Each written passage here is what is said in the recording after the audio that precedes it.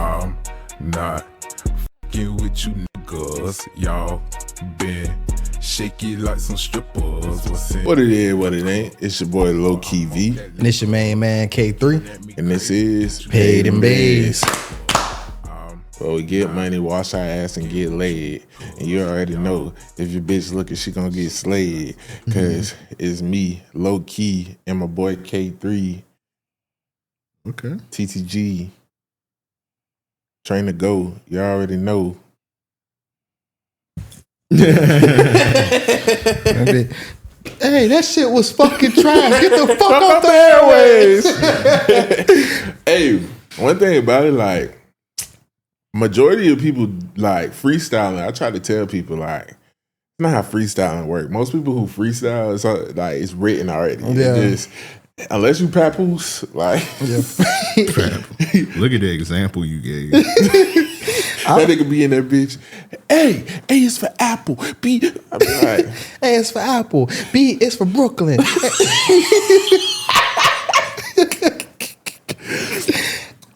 C is for Clarissa and W is for whooping.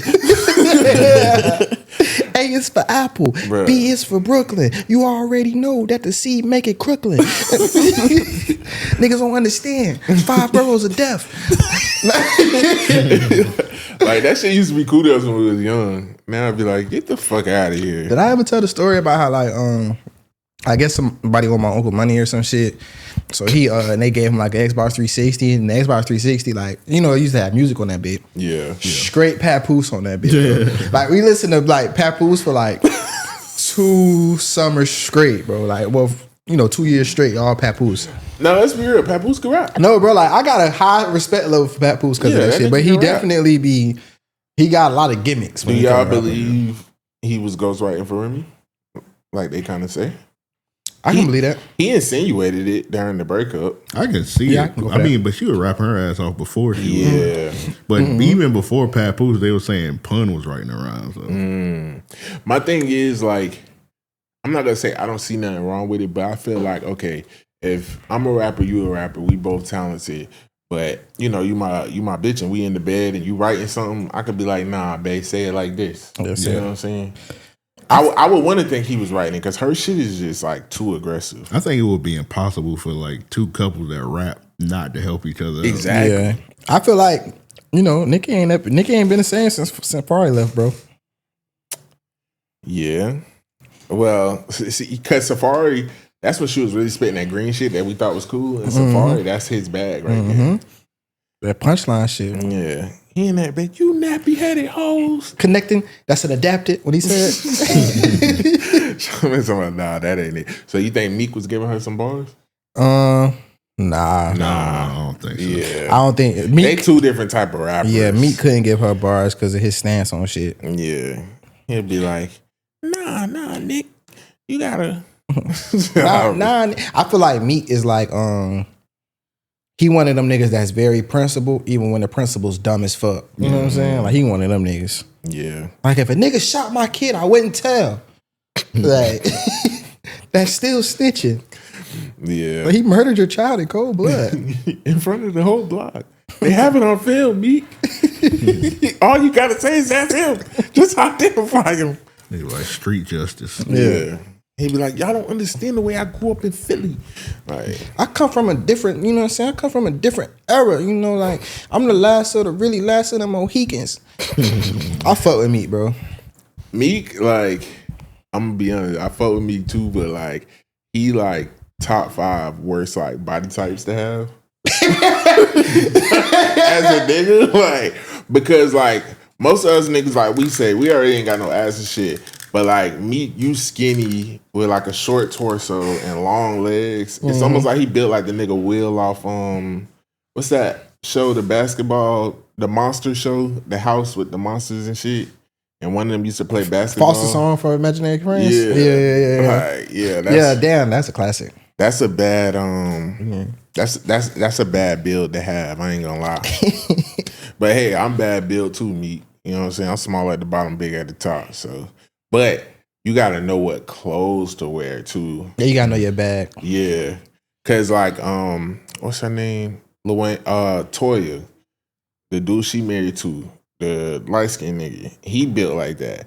All he wears sweatsuits, and it shows like I'd be like, bro, you gotta put relax. on something a little baggy. Yeah, bro. Like I'm at the point now, especially I done gain weight and shit. I'm like, okay, like I want to fix my build is crazy, like, like cause the nigga ain't got no ass. It's like I be like, damn, bro, I gotta do some squats. You gotta know what you can wear. Like I know I'm built like, you know what I'm saying? Like for me, my T Grizzly niggas, like but T Grizzly be wearing some tight ass shirts. It's like T Grizzly and tight ass jeans. Like, come on now. Yeah, you gotta switch it up. Like for example, I'm built the same way, but I wear like a 2X shirt, but my pants is a large. So like you gotta the nigga can't buy no sets. Yeah, you can't buy no sets. Right. Bro. You gotta buy everything separately. Right. Cause my shit like waist, I'm 36, 38. But then I know some big niggas like 42. Yeah, 42. Yeah. You know what I'm saying? But shirts, 2X, but I've been starting to go up to 3. Just to give it some room. Yeah. Hell nah. Y'all the reason why niggas like look at a set and be like, where's the shorts? Like, who just take the shorts? You can't even just buy the shorts by itself. Like, shut up, nigga. Like, why is no shorts on the hanger? That's so funny because I even got a topic in here like, I just wanted to say, because I had seen like a video or whatever, like some niggas about to fight or something. And it was like a clique of fat niggas. That's never cool. Like, I just feel like in every clique, it should be one designated fat nigga. Yeah.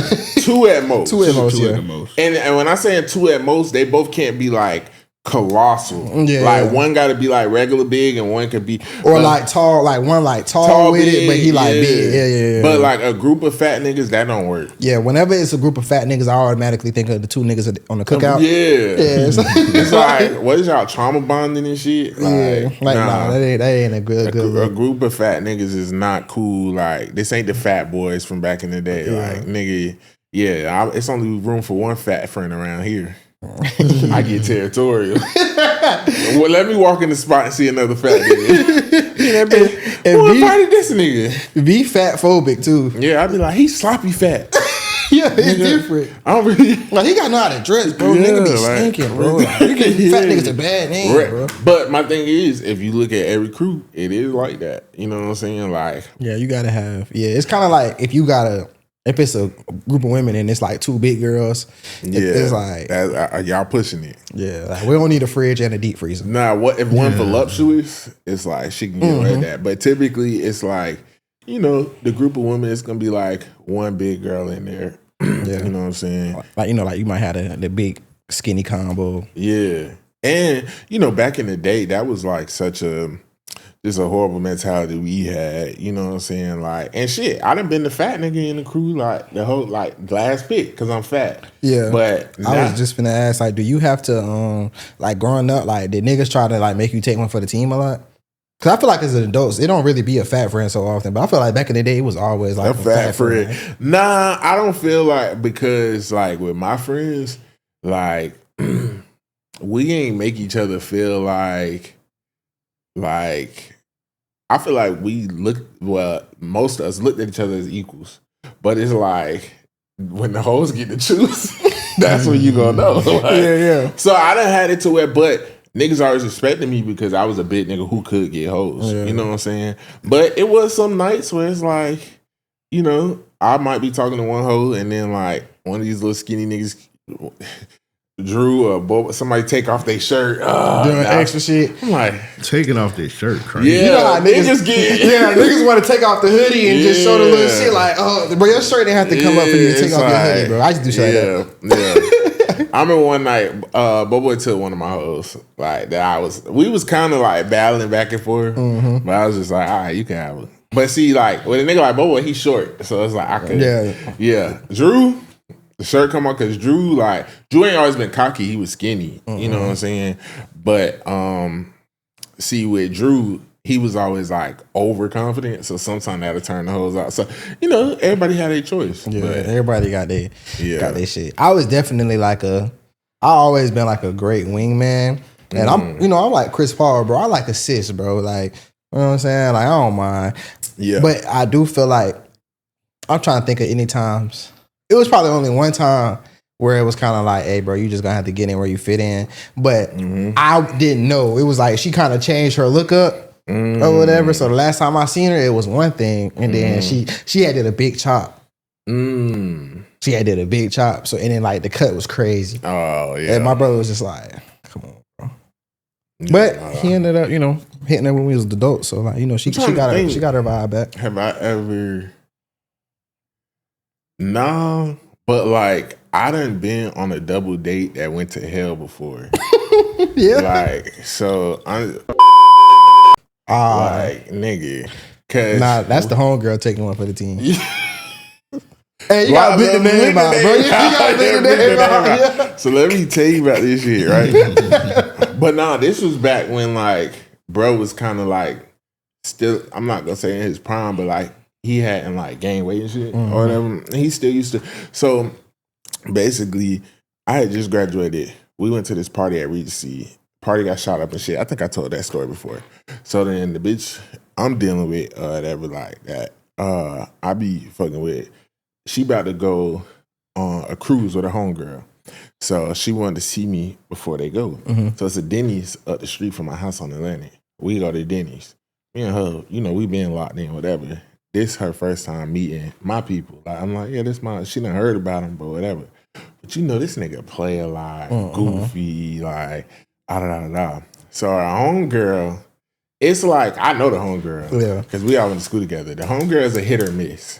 You know what I'm saying? It's like she's also like take one for the team. But it's like when you really round and you see it like in the little pajama sets and shit, it's like, oh, okay. Yeah, she you know decent. What I'm saying? Yeah.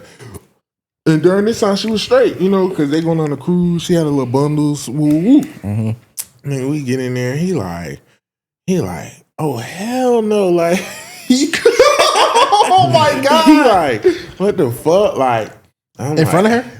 Kinda like he joking a lot, bro. like he joking a lot, so he like saying shit. So I'm like, hey, chill. Like, oh, Bigum's over here. Because mind you, she not even big though, but it's just like the face, you know what I'm saying? But she's straight, so I'm like, bro, chill. You know what I'm saying? Mind you, he cheap as fuck too.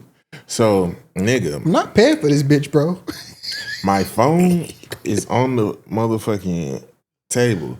He's texting me, just going in. He like, bro, look at the weave. Damn. He like, nah, this is crazy. I hate this bitch. Like he just texted shit, so my phone keep going off. So my girl looking like, why the fuck? Like, who the fuck texting you? So I'm like, man, it's nothing. Mind you, we have been drinking early and shit. So as the night go on, we ordering food or whatever.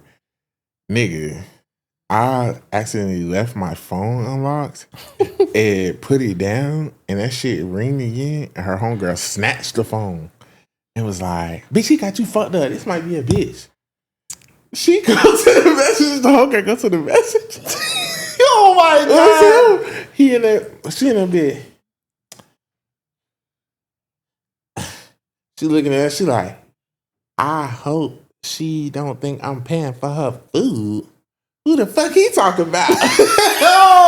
I'm like, Jesus Christ.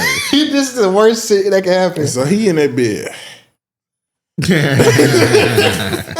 So I'm like, yeah, who so said she that? reading all the messages. So yeah, like, her homegirl's slow now. She a little slow. Like, I went to high school and it's like, it took you a few times on the FCAT. So she in that bed. She look at my girl. She like, bitch, they talking about you. So. Nigga, they talking about you, bitch. Not quite. So my girl like, no, it's okay. Like, yeah, let it go. She looking at me like, she was like, what? She's like, oh, I know your raggedy ass ain't talking about me. So now she turning up on his ass. She was like, I don't need you to pay for a fuck thing. I got 2 jobs, bitch. She just started turning up. She was like, look at your shoes. Ew. Like that. I'm like, oh my God. So me and my girl was just looking at each other. So my girl like, I'm ready to go. I'm like, bro, this nigga tweet. We go What if out. he would have stolen her? Nah, he ain't that type. That shit He's would've been still crazy. joking. He like, I'm still not paying for your food. Like, it was just horrible. So then finally we get to the parking lot. Around this time, Nigga had a little putt. Man, so we get to the parking lot. I'm out there talking to my shorty and her friend. She like, yeah, I can't believe your cousin, whatever. Like, they talking shit. This nigga, I passed with the putt, that shit. When he first cut off, he got a ride fast. He tried to put the music on. She was like, he talking shit with that motherfucking car. Bro, when the shit go bad, it be a little crazy. Like when nigga get to arguing with the hoes and shit. I will never take you on a 2-man again. Jesus Christ. I ruined a non-meaner before too, but it wasn't my fault though, and I didn't say anything. So like, what happened was my two brothers and our homeboy Torian, shout out Torian or whatever. We was they was going on a little mission, and they like shit. And at the time, like one of my brothers, like it was like. He wasn't like the nigga that you gonna bring. Like he could talk to hoes, but he not like the one like. But it's like he had acquired taste type shit at the time. Like he was in between like coming into his looks and shit. Yeah. So like they like, oh yeah, slide or whatever. So I slide, and then while we on the way, they talking about the hoes. I'm like, so it just so happened that this group of friends, like I went to middle school with all of them or whatever. In middle school, I was kind of the man. So it's like. And then once I went to high school, high school was right next to my house. I'm hitting everything I went to middle school with. Bro, the girls, the trio of girls ended up being my ex-girlfriend, like one of my ex-girlfriends, her homegirl who I hit, and then the other friend, we used to like, you know, she always had a crush on me, but I chose the other girl over her. Yeah, somebody's trying to set me up. Bro, they start saying the names and I'm like, who? I'm like, who? But it was Tory and Play. So when they get to saying the names, my brothers know. So they look at me and I'm like, bro, all them hoes but one hate me, bro. Like they hate me because the one of them was a white girl. That's probably the only white girl I ever hit. Thick as fuck, bro. Like crazy thick or whatever. But she she hate me because her nigga found she had to do it or whatever. Yeah. Nigga found out or whatever. I don't know how. Somebody told her or whatever. Nigga found out. Then my ex-girlfriend, like, damn nigga, like you kind of like hitting my friends and shit, like, or whatever. Like, so it was just a bad situation. But we pull up, they walking up, they like, Keith? I'm in that bit. John Tucker must die. Yeah, I'm in that bit. What's up, y'all? Look at that. How y'all doing? They like, oh my God, what the fuck? And like we at the white girl house too, like so like we in her crib and shit. Like it was just mad awkward, bro. Like it was mad awkward, but that shit ended up going up because I think my brother ended up like snapping on one of them hoes or something. But it just was bad business. And then like they really ain't want to like, you know what I'm saying? Because all these girls still like me, you know what I'm saying? Except for one of them, except for the one who like I was just friends with now or whatever. But it's like it's just threw off the whole this shit. And I was like, bro, I shouldn't have came. Once they told me, I was like, bro, just drop me out, bro. That shit not gonna go good for y'all. I'm telling you. So that's the only time I like ruin some shit.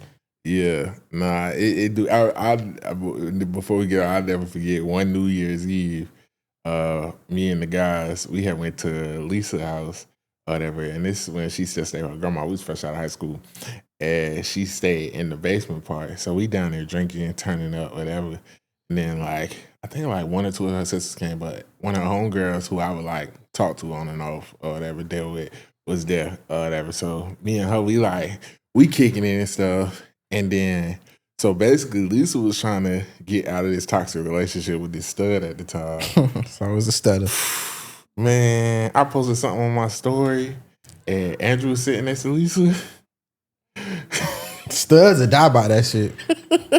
That hoe was ready to go to war for it. I was like, what have I done? Nah, studs, bro. Yeah. Speaking of studs, bro, I almost got into it with a stud yesterday, bro. Damn, what happened? I was at the gas station or whatever. Like I was telling y'all boys, I was at the gas station. I had picked my son up. And I was like, I guess she was finna back in to like to the pump. But I was walking. I seen her and she seen me. So I kept walking or whatever. But she was like, she went past us. And then I guess she was finna back up. So it's like, you know, like she kept going while I was walking with her. But I ain't say nothing. I just, you know, like, I seen her, so I just sped up a little bit, whatever. So, you know, I put my son in the car and shit, I'm pumping the gas, and it's like I wasn't paying attention, but I'm like, she get the chirping a little bit, and I'm like, is this hoe talking to me? At first, I'm thinking she talking to somebody over there because she looking over there, but then she keep looking back and saying little shit. But it was like she was kind of like Aki with it, or so I'm like, so I'm pumping gas. I'm like, she can't be talking to me, but it's like they keep looking back, and it's y'all looking back because I'm looking at y'all, or y'all looking back because you were talking to me. So I wait for her. Like she go inside, and I was just like, you know what? No, I got time today. Like you got me fucked up. So I'm acting like I'm still pumping gas. I want her to come out and shit. And like she was just taking forever. But I'm like, bro, I'm gonna slap the shit out of this stuff when she come out here. I'm gonna slap the shit out of her. Like, I'm gonna make her birthday today. I would've, yeah. Cause I'm like, but it's like, cause she was talking hella aggressive, but then I put two and two together when she came out, because she finally did come out. But once I got in the car, because I waited like 5 minutes or whatever. But like once, I'm gonna earn my stripes today. But once I got in the car, like I seen that she was talking. So I guess somebody had took her parking spot or had beat her for the parking spot she was trying to get into. So I was like, damn, I would have turned up on her ass for no reason. Man, yeah. When I was in Costa Rica, I wanted to smack the shit out this stud, bro. Like, cause me and my old lady, we had already got into it leaving out. I was gonna say this was recent. Yeah, leaving out the room about some pictures and shit. And then it was the whole thing. And then we got to go back to her room because you wore the wrong shoes. I just already pissed off. So the elevator is coming up and down. So nigga push the elevator come, and it's a stud in the front. Mind you, the way the elevator was, it go off to the side a little bit too. So I'm just ready to get downstairs so we can go to our dinner reservations. So I'm just like, I walk and then I look and I'm like, oh, nah, that bit too full. Before I can even, I'm doing the gestures like, oh, no, she in that bed. Oh, we're going up. I was like, okay. I wanted to knock that bitch out. Well, I'd have snatched the ass out that bit. Nah, it's finna go up, all right. So then we at dinner, nigga, we eating. Who gets sat by us? All of them, because they was like coming from the pool and shit. So I guess they was going to get dressed. The whole time I was just sitting there. My girl still don't even know this, because we was already, you know what I'm saying, at it. So I'm barely talking to her at dinner. So now I just kind of feel like I just want to like get up and knock this bitch out. Yeah. But I don't want to go to jail in Costa Rica. Oh yeah, then you know what's gonna be going on in that bit. Even as I'm walking out, I'm like, you'll still be there. Yeah. I'm that pussy ass dagger. Pussy ass dagger. Like, I don't even think, and that's an example of you really. One of my favorite quotes is, "He who angers you controls you." Because people will do some shit and you'll be holding on to this shit and they not even thinking about you. Because that bitch was not thinking about you. Yeah. But I'm just like, bitch, you tried to flex on me in front of everybody in the elevator. Yeah, like put your bitch in there. Yeah. Like, don't play with me. Bro, I'm trying to think, because a similar situation happened like this, and we had to get sat next to. I was with a girl, I think. And then something happened with like a stud or some shit, but we had to like sit kind of in the same area. And it's like, it kept being like little eyes and shit. But I be trying to be cool, bro. Like, I be like, whatever. Fuck, I like arguing with a stud. I'm dead. I would slap the fuck out of the stud. It's like, I feel like it's a pass.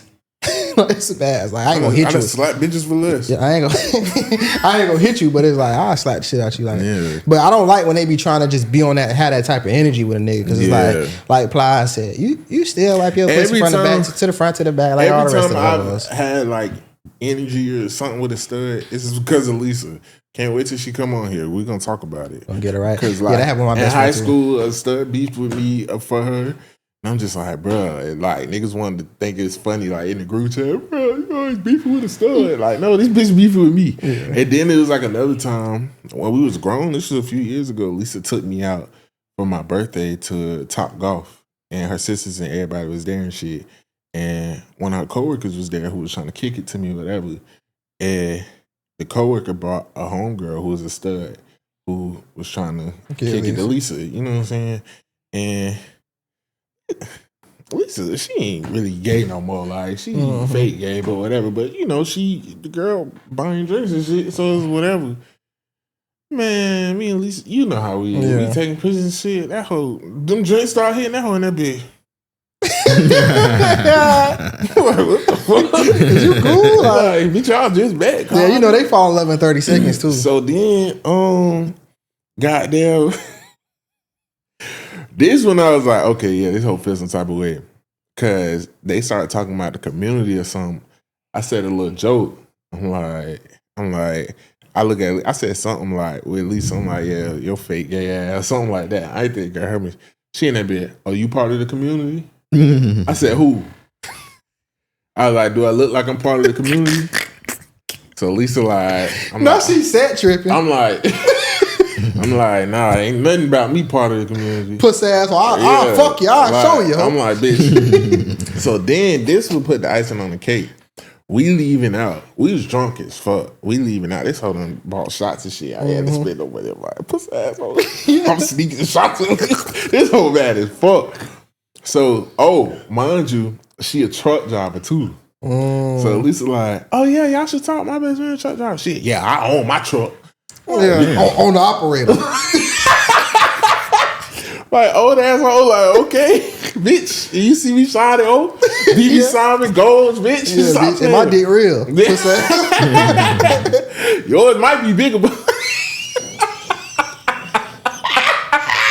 my shit organic. For real. My shit GMO. Listen, bro, I'll never get it. So, mind you, this round, like the time, I had just dropped the Benz.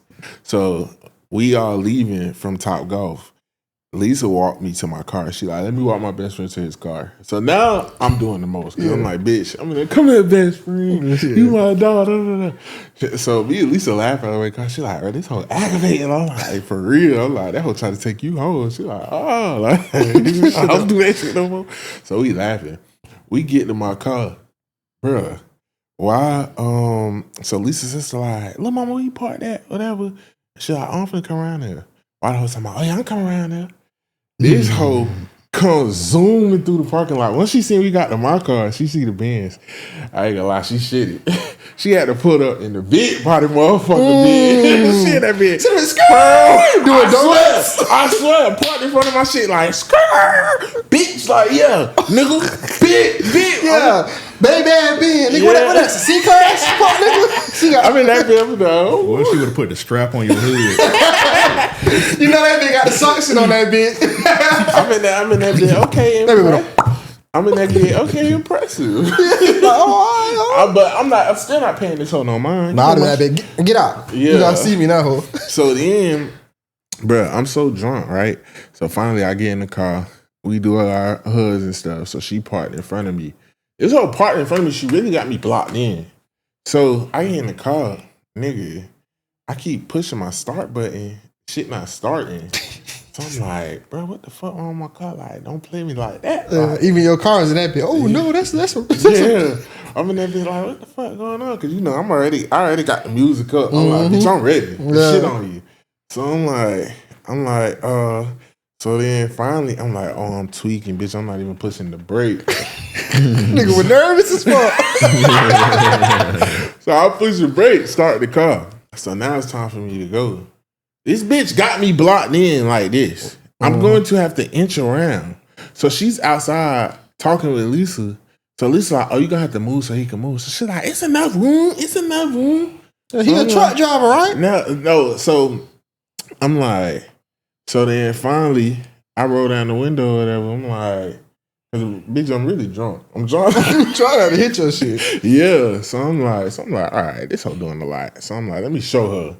I had to back up a little bit, and she was like, "Yeah, it's enough room. You good, whatever." I was like, "Yeah, baby, I know what I'm doing. I've been driving trucks however many years." And she like, "Shit, me too. Bitch, shut up. Turn up some Jimbo on that. Shut up. Skirt it off. I hate the fucking studs who be acting like a nigga.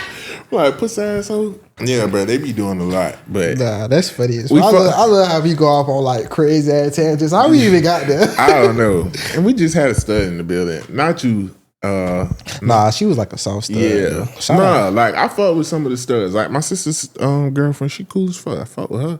But a lot of y'all studs be aggravating. I don't like studs who like think they niggas. Yeah, you remember the stud from what's this shit used to be called? With the second studio we was at. Yeah. What was that called? I ain't saying that shit. I can't remember. I ain't trying to be funny. I just can't remember what it was called. Vibe Live. Yeah. Yeah, that's the type. Them the type of studs I fuck with. You know what I'm talking about. Well, one of them was cool. I'm talking about the one I like. Yeah, she was cool. Yeah. Shout out to her. I just don't like studs who like try to like do too much. If she like, become a girl again, I'm on that. Yeah, like She was fine. I remember one time I went to my sister's house. She was having a party. I was like, "Is this a gay party? It's just studs everywhere and shit." And this one stud she was fucking with, this whole looked like a Mucinex monster. That bitch in there like throwing her weight around. Shit, let me go. Yeah, this bitch sizing me. This my sister. Like she threw a sports bra party. Man, that whole look funky. Yeah. That whole look. I asked my sister. I was like, "What happened to that whole?" She was like, "Oh, I thought that." Okay, so I be learning shit from my sister. So certain studs is called touch me nots. Yeah, the ones who don't. Yeah. She was like, I thought her big ass was a touch me not. She talking about she like getting head. Who? I was like, yeah. That told my mom about it. My mom was like, I know who you talking about. Because we was at the store when she got your sister number and they was giving each other the googly eyes and stuff. I was looking at your sister like, bitch, is you crazy? I'm talking, this bitch look like a Mucinex monster. Chin down to here. Like, ugly as fuck. She in that bitch, damn, I just nutted. Yeah. They should like, she got that sack though. I'm like, that hoe they have a big ass Cuban. I ain't gonna hold you. But all right, we'll be on that forever. I gotta send Devin that stuff from Blah Blah. She was raw. Before we might as well just early on, because I be wanting to get this out of the way. In regards to hygiene tips, y'all. Okay, so I have been watching a lot of episodes or whatever, and I'm like, damn, I'm pretty sure like when I laugh and stuff, I'm like, people probably think my breath stink because my tongue be like looking white. And I promise you, I be brushing the fuck out my tongue, but it still be having like that white coat. But get a scraper. I got a scraper, and it still just develops. But I've learned because of something I deal with medically, I be dehydrated a lot. And because of dehydration, it be causing that. You got the Ed and Eddie tongue. But tell the people, like, can you tell them my breath don't stink? Nah, your breath don't be stink. Okay. Because I be asking him, y'all. Yeah, nah, your breath don't be stink. I be like, bro, like, do my breath stink? Like, if we in the car or something? Because I hate a motherfucker like, you know when your shit stink. Yeah, shit be booming. It tastes funny. Yeah, or it's like your mouth dry and shit. So if my mouth dry, like that fasting mouth, fasting breath, I'm not finna keep talking in a nigga face. Yeah, I hate, that's why I don't like dealing with girls who smoke. Because like, they mouth get dry and shit. And it'd be a funny taste. Yeah, and now it tastes grabber and shit when we kissing. Yeah. And it's like, yeah, I don't like that shit. Like even when I smoke, you know what I'm saying? You know, I be up and down with if I smoke or not. But even when I'm finna start back. Yeah. I was gonna ask you like, damn, bro, you never started back, but I'm feeling because I'm really retiring now. This trucking shit, I don't give a fuck no more. Yeah, but like even when I smoke, bro, like I brush my teeth if I'm with a girl or something like that. Like I don't even like smelling like weed or whatever. Yeah.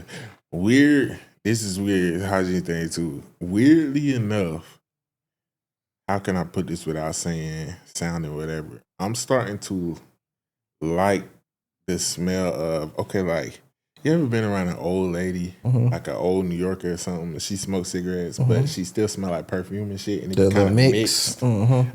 I'm starting to like that smell for some reason. Who you be smelling it on? Like older women or older people, like, but it got to be a good smell. You can't just smell like a pack of cigarettes. Yeah, like you just had a cig and then you spray some shit over it. Yeah, I think because it kind of gives me like some nostalgia to my grandma, my mom's mom. She used to smoke weed, and I think she smoked cigarettes too. But she never like just reeked of it, and she always smelled good. But it was always that little scent in there, even in her house. So it's like I kind of like it. Yeah, I was finna say, you just reminded me, like I got an auntie. She used to live in New York or whatever. She moved down not too long ago or whatever. But I always remember like her house having a distinct smell. And as I got older, I learned like that was a weed smell or whatever. And I remember I was talking to my mom about it one day, or my uncles. It was like my mom and my uncles, we was all together. And then, you know, she came up or whatever. And I was like, yeah, I always remember the smell of her house or whatever. Like, you know, because the weed smell. Yeah. And they like, yeah, that wasn't just weed. I was like, auntie was smoking bonks. I mean, it's like, y'all had me in the crib when she was smoking a bonk. Like, yeah. But I always remember that smell, that distinct smell. Was way more powerful than you think back in the day. Yeah. Yeah. Shout out to my homeboy. I remember being on the block back in the day because a lot of people don't. Well, a lot of people probably know, but like when Molly first dropped, a lot of people used to fuck with Molly. Like when it first dropped, the real Molly, not the Molly now, not the meth Molly. But I seen like a lot of niggas go down. Yeah, like my soldiers. Yeah, like my brothers. Molly was like the new crack epidemic. No, not the second wave of Molly. I'm talking about the first wave when we was in high school. Yeah, it took some niggas out back then. Yes, like that shit was like X back then. Listen, when Molly first started, it was like X, and then them niggas really got addicted. Yeah. Oh, but you graduated in what 2015? That's when the new Molly came around. Okay. I'm talking about like 2010. Or like when I first got out of high school, like when like cause niggas used to be crushing that bitch up, putting it in blunts and all type of shit. But I was never on that type of shit. Hell no. Or whatever. And I remember my dogs they used to be smoking little Molly J's and shit like that. So they smoking that shit. You know, like we all pass around blunts. So I'm like, yeah, let me hit that bit, bro. He in that bit. Him filthy. Him filthy. I was like, I appreciate you, bro. Like, I appreciate you not letting me smoke this Molly J, because people wouldn't tell you. No, it was around that time. Like I know somebody like who was. I know one nigga who was like top of the food chain, drug dealer. Got on that Molly, fell way the fuck off. Yeah. I had a cousin, nigga used to be passed out and shit. My brother. My sister, baby daddy, all of them niggas was on Molly around that time. And at first, it was like the new wave drug and shit. But if you was living with a nigga who was addicted to Molly, that shit was like watching the movie with Samuel when he's addicted to crack. Like, them niggas have withdrawals. They want to fight you because they coming down and they like that shit was bad. Yeah, my brother went through a bad Molly stage or whatever, and he always had like a baby face. That shit aged him. Nigga's skin started because he was red. His skin started looking like it had like a little greenish undertone. I told you like my brother up following me and shit. Yeah, like, we used to have to jump on the whole house and shit. Yeah. Molly. Yeah, like so. I think. I know what you're saying. That second wave of Molly was like that shit was like was like that was even worse. But that first wave, them niggas, a lot of niggas wasn't addicted. They was just popping it like the white kids or smoking it. But them niggas who was actually addicted to that shit was bad. Yeah, yeah. I just was like, God damn, that shit. But yeah. Damn. Oh, I gotta say something else. I gotta extend an apology to Amp and you and Amp. What? I already know this. I was on Amp and them live stream. Shout out to RAOP or whatever. I was on a live stream and Amp was like, yeah, nigga K3 got me fucked up. I was like, damn, what the fuck I do? He was like, yeah, I still ain't. He said, bro, I still ain't forget. Nigga said me and V look like we got a Downsy look. Oh yeah, yeah. I don't think I thought that shit was funny. I was fucking with it. Because even when you said it was like, nigga, hold on. It was funny because it just caught me off guard. Like, damn, nigga. I was like, who the fuck got a Downsy look? Yeah. Oh, because that's how it came up. Because I said that Amp look Asian or whatever, but I was like, he got like a Genghis, like he got some Genghis Khan. But both of y'all niggas got like an Asian type of look. But I think it's when I was eyes. a baby, I looked like a Asian. And like y'all like facial hair too. Yeah, no, I know what you're talking about, but like that Downsy look is like, like you always know. You know what I'm saying? No, like, I wonder if okay, not on no funny shit, but I wonder like why they all got that look. It's kind of like midgets, you know what I'm saying? Like, I guess because it's a genetic mutation or something like that. Yeah, it's like a chromosome thing. Yeah. So it's like, yeah, you know, they all, especially like the white girls, they all look just alike. And they always got that bang. Yeah. Yeah. Yeah. All right. I'm not doing this episode because that episode in May was crazy. And my girl's like, she be listening to y'all shit now because you know she listened to ours and she was at work and then theirs had came on in the I got it set up to where like and she was like yeah, I actually listened to a full episode of Amphinem podcast. She was like, it was good because one time before I tried and it was just too mannish. I had to turn it off. Remember, but you listen to us. She like I'm like, oh, so we some bitches. She was like, they was talking about porn stars, and I was like, okay, yeah. But we be talking about like football, and y'all don't ever talk about sports. Yeah, that's why I said they talk about sports. They talk. I was like, they hit on things we don't hit on. But she was like, but this episode was really good. She was like, Amp is funny. I was like, yeah. You remember what episode it was? I don't know. Oh, no. She said you had said something. It must have been a recent one because you said something about my turkey just getting taken out. Oh yeah, it was the Thanksgiving one. Yeah, I was roasting you because you had posted that. I guess you were trolling. Yeah, I was. Okay. No, that shit was frozen. Oh, like this nigga. But it wasn't a big kill the whole crew. It wasn't a big turkey, so I knew I could defrost it quick in some water. Oh, okay. I had seen you when you posted that turkey. I was like, this nigga V tripping. Yeah, I seen that shit. I this nigga wild. I was like, bro, you supposed to thaw the turkey out on a Sunday, nigga. When I be trolling, like my views be like through the roof. Like motherfuckers just be so many people be like, no, you gotta do this, you gotta do that. Like people be really like, bitch, do you know who you talking to? I'm a chef, ho. They really trying to help you. Yeah, I'm in that bitch. Oh, for real, I'm gonna try that. Yeah, I'm just trying to get my interactions up. I'm like, bitch, I'm the top of the top. I know how to cook. Yeah, nah, I be yeah, I love watching Evan and shit. Them niggas is like, bro, where's Spade been at? Oh, he doing Spade things. I say nigga got fired. That nigga funny as fuck. Joe fired and said Yeah, that episode him and Joe was arguing. I was like, and then when he came back around at the end, it pretty much like contradicted his whole argument.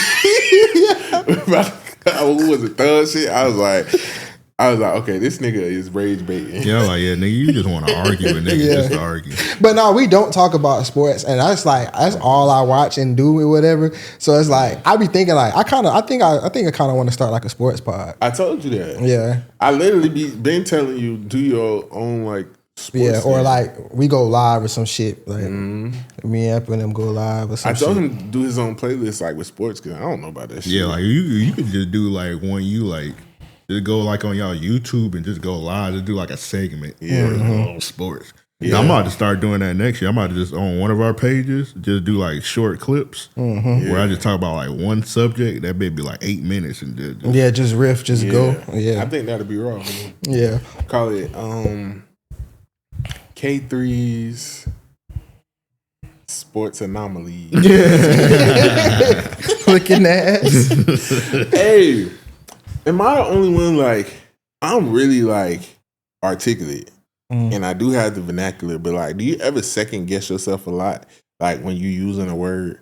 Like, anytime it's, like, a elaborate word or a little big, like, I know what it means, but I'm going to still go Google it. I do that. I do that all the time, yeah. I don't do that when I'm talking or whatever, but if I'm typing. If I'm like typing or some shit, I might do it. But it just depends. Like, but rarely though. I am somebody who like corrects people like saying wrong words or saying it in the wrong like thing. I do that all the time. Well, and I be like kind of feeling bad. You know what I do? Like if I'm not sure, I'll be like, did I use that right? Yeah, because like you're not finna play you. I'm gonna call myself out first. Yeah, like if you use a word wrong or whatever, and I tell you, and I'd hate when like people like try to argue with me about like the music or like this it's my interpretation. Like it ain't no interpretation when it comes to the meaning of the words. Like, you gotta it's either because I ain't gonna lie, like you get like 3 strikes to use like words wrong around. Just be like, that's wrong.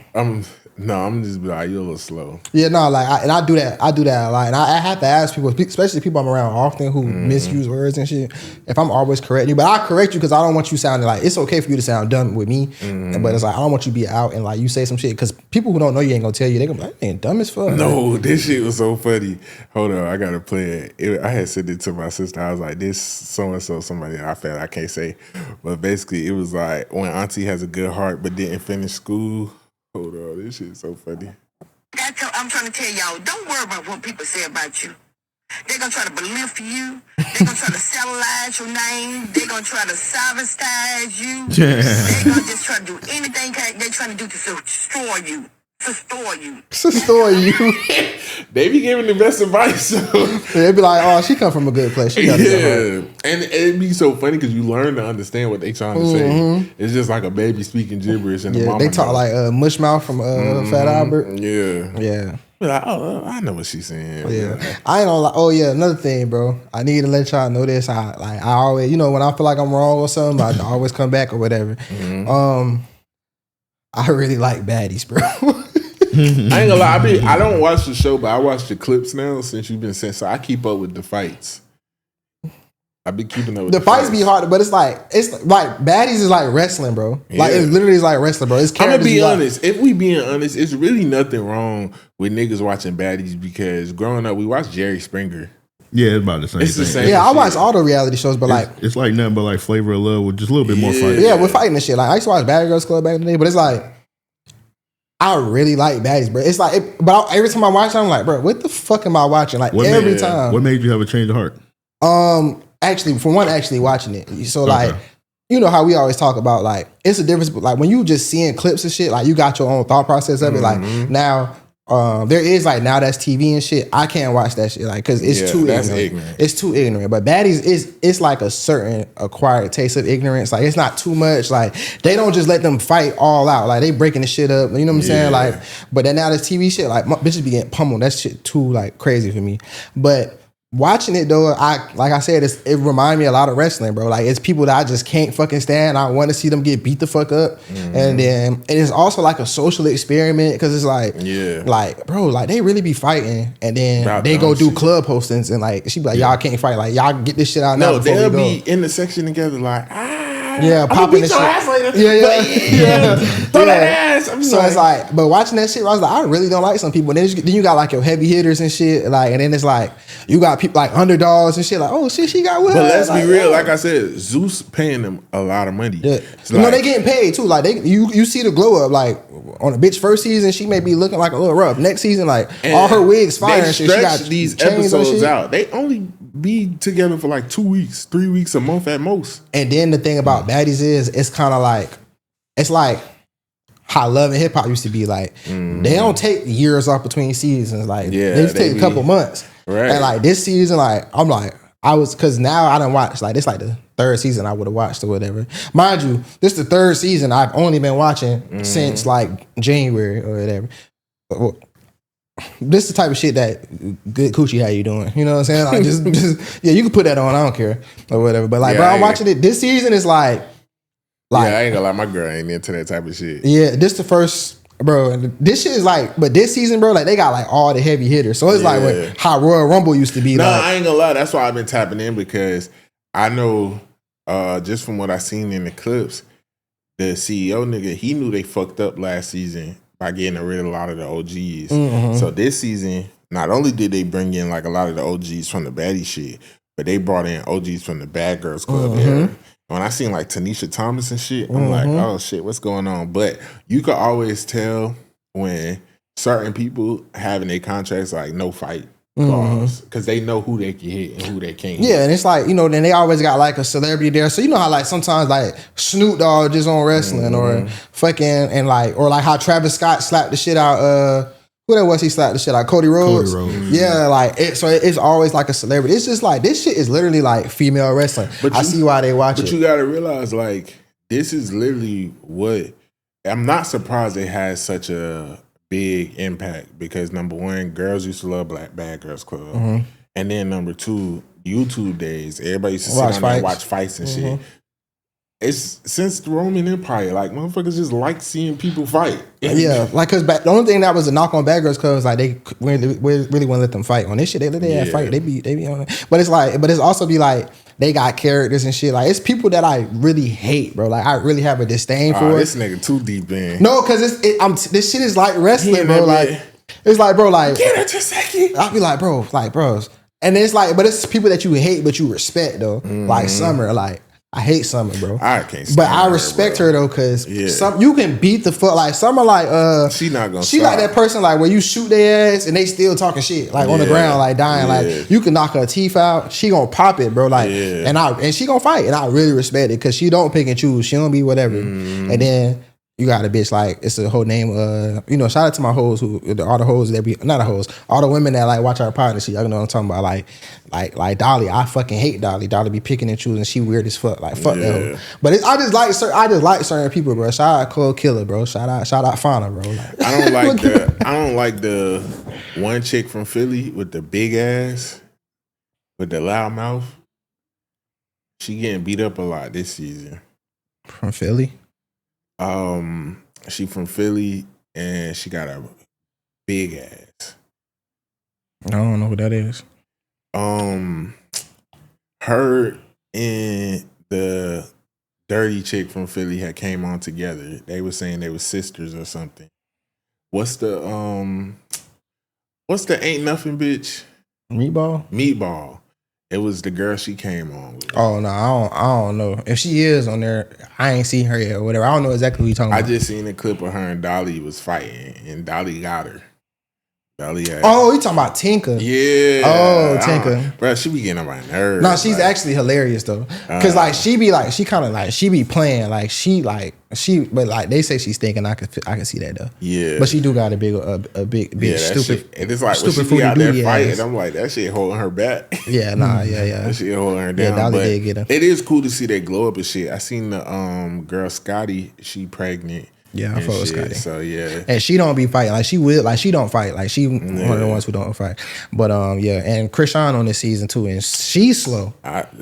She shouldn't be allowed to procreate, bro. Like, you know what I'm saying? Like it should almost be a crime She's for her. Yeah, bro. And Taseki on there too. I fuck with Taseki. Yeah. And I feel bad for her because right now they whole little storyline is like, you know, yeah, molesting shit. Yeah, like because like, you know, they made up behind the scenes, but it's like you not publicly like coming out and letting people know that you was just on some fuck shit, and then like she mad at her because like now I gotta fight hoes because they saying this shit, and you like because of you, you know what I'm saying? And you my ain't getting that shit off. Because my sister be watching that shit, and I was at her house, and she was like, "No, I believe Krishan." And I told her, I was like, "Listen, once somebody has made an allegation against somebody and then took it back, I'm not even talking about with that shit. When she did it to Blueface with their baby, talking about he tried to do something to their baby and shit when she was mad at him, she said some predatory shit about him and then took it back talking about she was mad. I'm not gonna trust nothing you say. Yeah, and that's basically kind of what it seeing like happen with this situation or whatever. So yeah, but that's a lot of Baddies talk. Yeah, we gotta move on. Yeah, real quick. That was the sassy segment. Yeah, we still gotta do Diddy and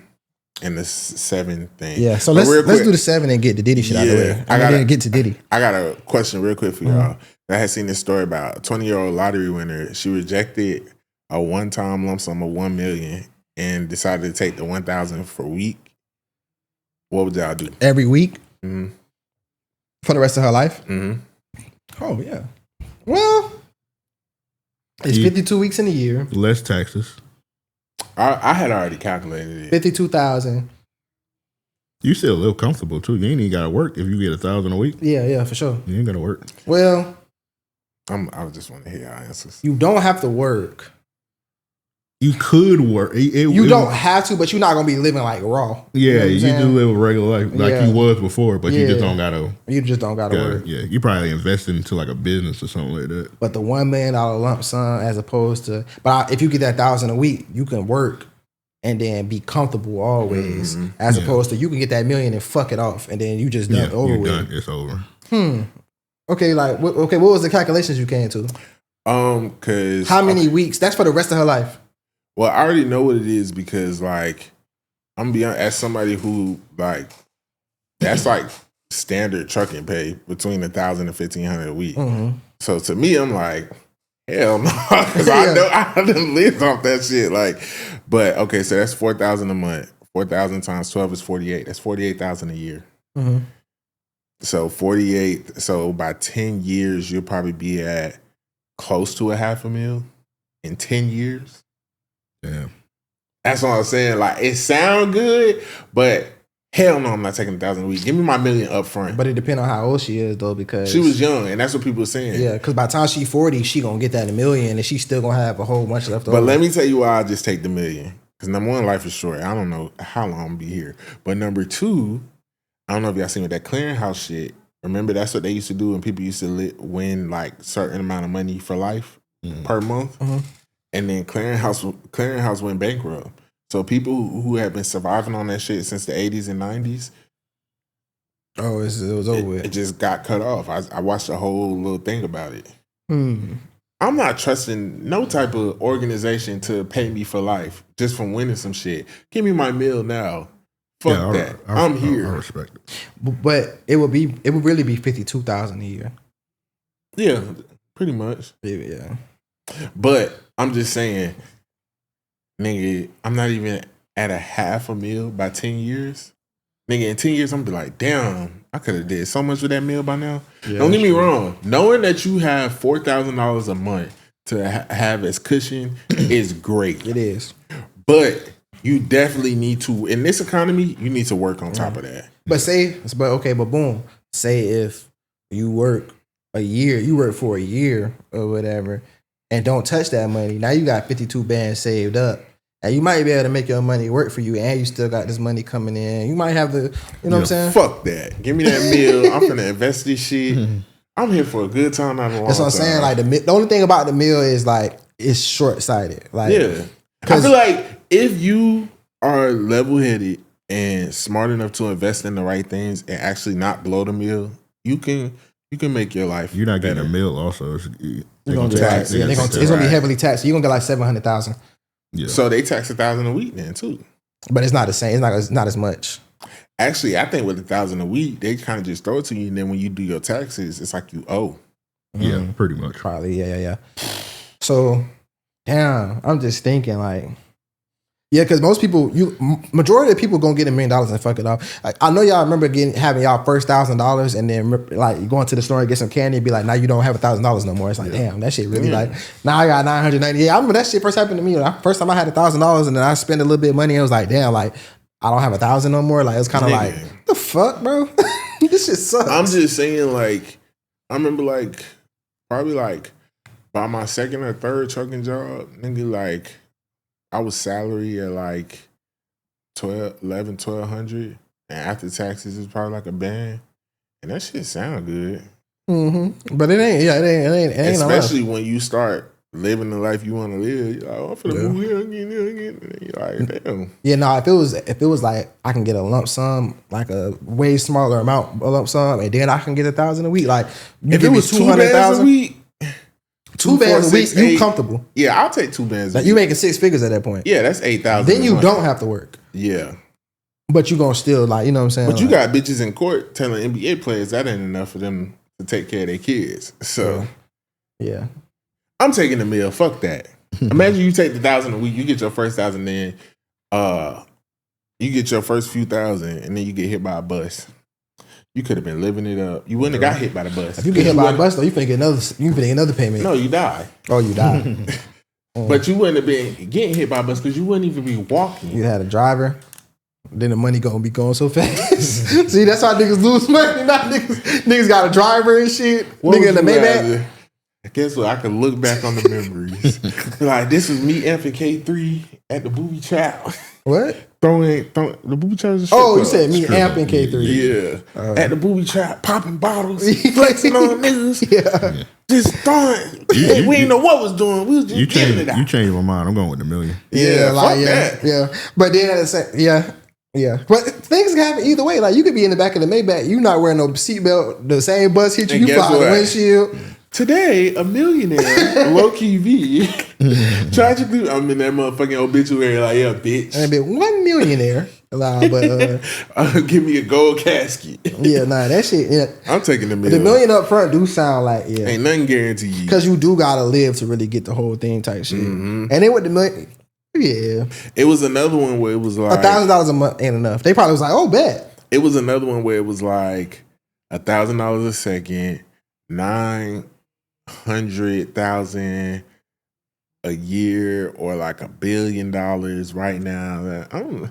Everybody was doing the math and shit, and one of them was, I think the $1,000 a second was like, if you was smart, like whatever. I'm like, fuck that. Give me the bill, nigga. $1,000 a second is they nuts. said you can't do no math and you got to answer it right on spot. $1,000 a second. I'd have been that bitch $1 billion. 5, 6, 7, 7, 8, 500. Nigga, $1 billion? Fuck that.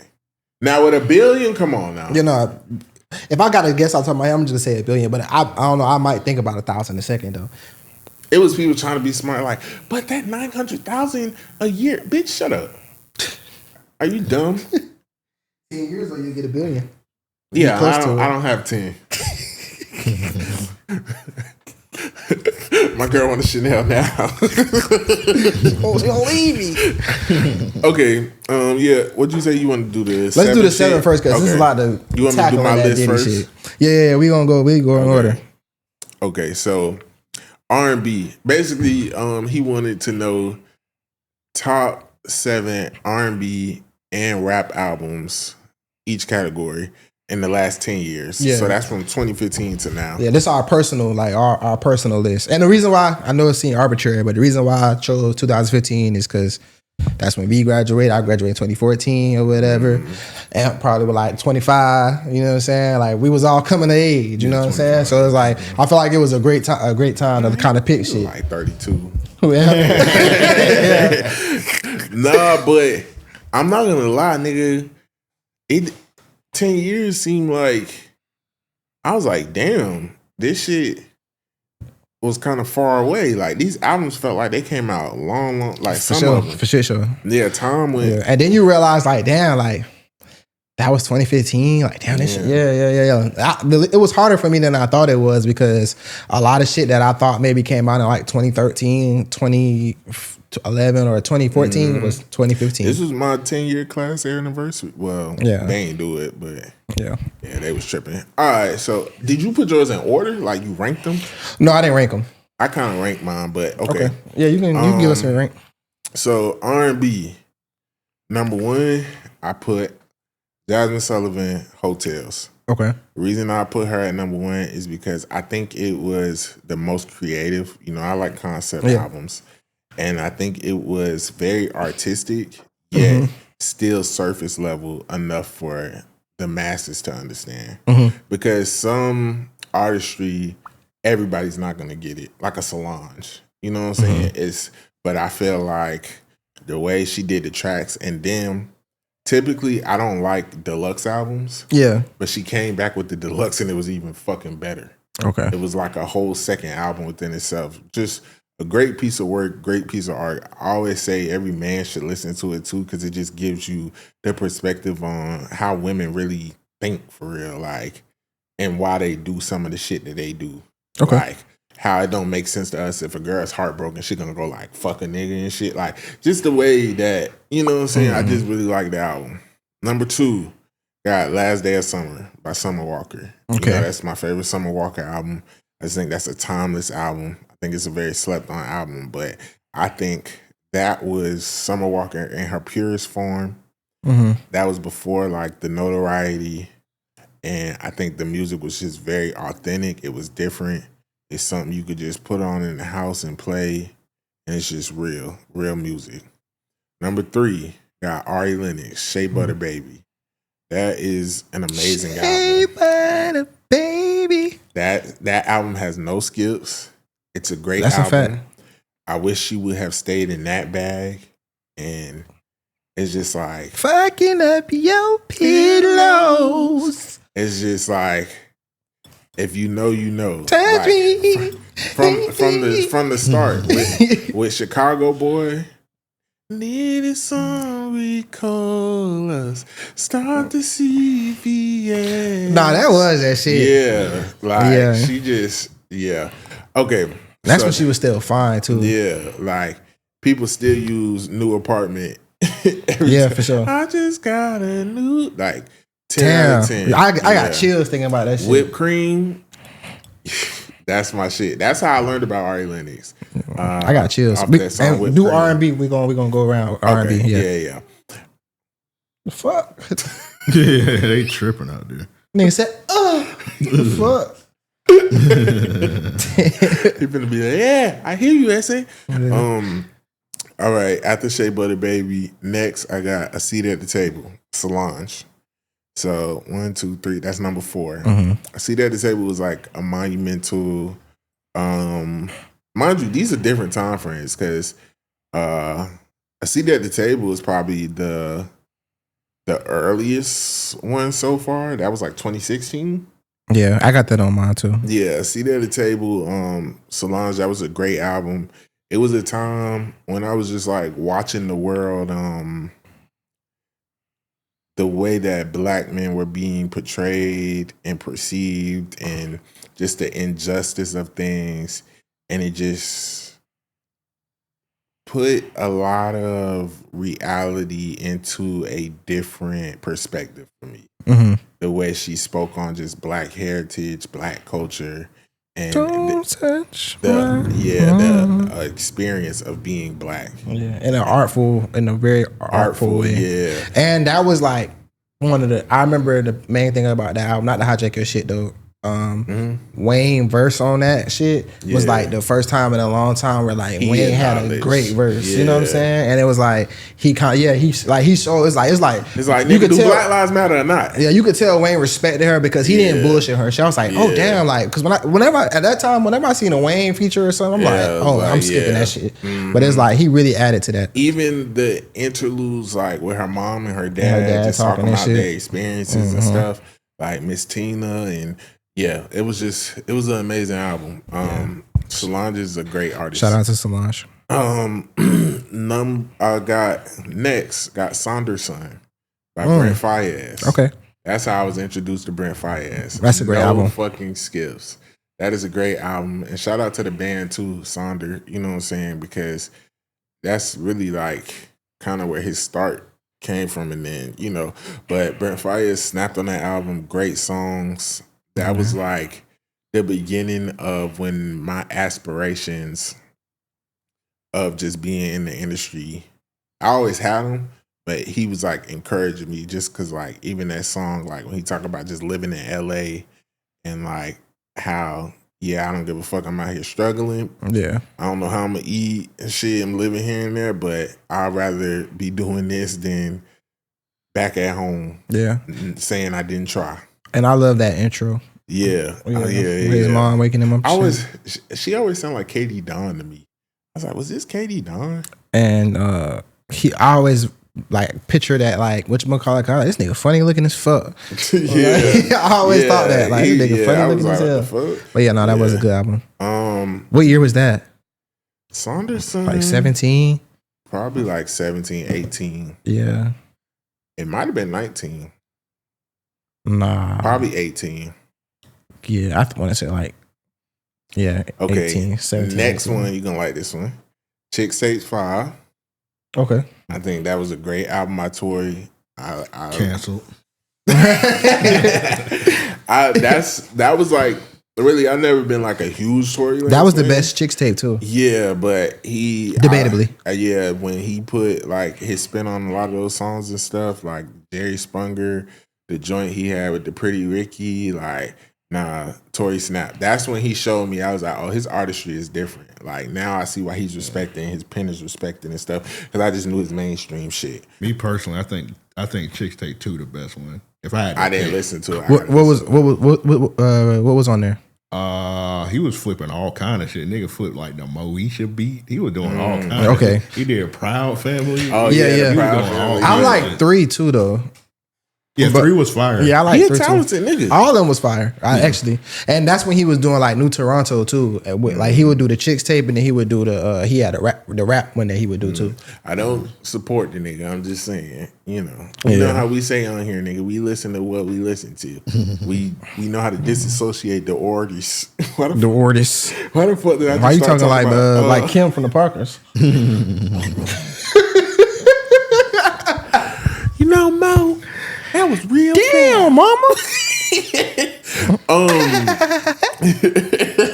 I don't know where that came from. Lastly, got Trap Soul. Just made it, 2015. Definitely one of them ones. Yeah. You know, I don't really like a lot of Bryson new stuff, but that one. Yeah, that was a classic. Yeah. That was just different. Yeah. He had niggas wearing dad hats. Yeah, like Bryson was one of the ones. If I put Tory on there, I had to put Bryson. Yeah. And honorable mention, Lemonade by Beyonce. Great album, great body of work. I couldn't put it like in the top 7 because I got on Lemonade later on. Like when I started going through Beyonce's discography. Okay. So, and I need to talk about that one day too. Like a few weeks back when I was like still on the truck and shit, I went through Beyonce's whole discography because Beyonce don't got as many albums as I thought she did. Like she got a good amount, but it's like she probably got like 8 or 9. Yeah, she got like a decent amount to be the most Grammy awarded. Like she, it's some people with like a lot of fucking projects. Yeah, she got so many hits too. Yeah, and she like got them spaced out a little bit. Yeah. But when I was listening, I was trying to be like, okay, because the only Beyonce album I had listened to was the first one, her debut, and that was always the best album to me, which is still my favorite Beyonce album. But then when the Beyonce discourse started happening with the tours and stuff, I'm like, let me go check out. And it was one of them. I want to say it was 4. I was like, oh, yeah, this is good. Around what time was that? What? Like what would be on that album? I want to say Sweet Dreams, Beautiful Nightmares. Oh yeah, she slid on that. Got Party on there too. Yeah. My guilty secret, I ain't going nowhere. Yeah, That's one of my favorite Beyonce songs. Yeah. Dun, For me, my favorite, but I got to go back to whatever, which I actually think that'd be a good content idea. But for me, it's B-Day. Yeah, B-Day. Because that's the one I grew up on. Like, and that's why Irreplaceable on a lot of there, people say like, oh no, B-Day is the best. B-Day is the best. But to me, B-Day was feeling like, oh, you was trying to get into this little pop feel too, like white, kind of like, I don't know how to explain it. Yeah, I would have to see what songs on there because Beyonce is one of those artists that like I haven't listened to a Beyonce album in full since B-Day, but I know so many Beyonce songs word for word, which is insane. Because I don't have not one Beyonce outside of the song that all niggas like, Me, Myself, and I. But like I don't have no Beyonce song saved on my phone other than Me, Myself, and I. And I know damn near all her songs. Yeah, I got Me, Myself, and I. That first album, I know all that, like the back of my hand. Yeah. That's an amazing album. But Lemonade is a good album. Yeah. Especially like if you're going through a breakup. Yeah, especially around that time. I really respected that album. That was the only one? I was going through a breakup. That was the only honorable mention? I used to be driving. I pray to catch her whispering. Nigga wanted to catch her whispering? I pray she catch me listening. I was like, oh, I'm losing it. Hold up. They don't love you like I love you. Slow down. They don't love you like I love you. Amp, you want to go or you want me to go?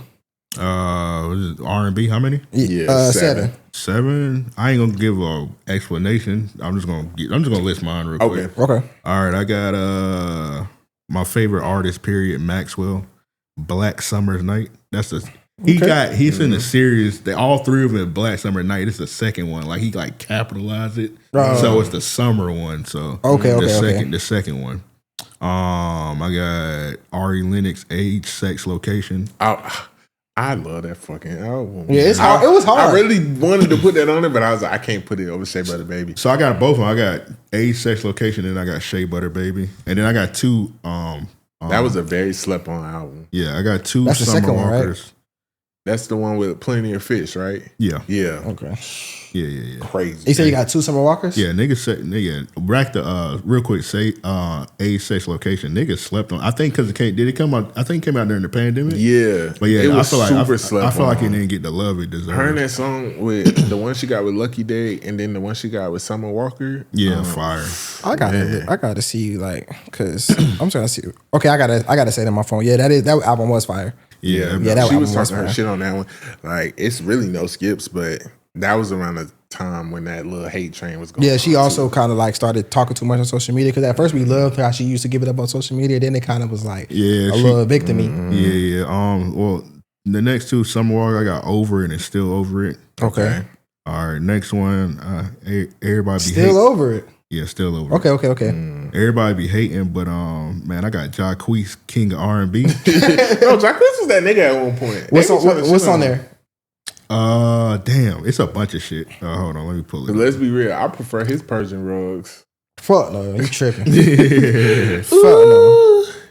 When we fucking, I be catching cheese. Party shit way better. I don't think he had any like big songs on there. He got some cuts on there. And that one song, Fact or Fiction, he had like no hits. He ain't had like nothing like Bed or nothing like that. Okay. Yeah, it was just a fire album to me. Nah, Jacquees. How many was that?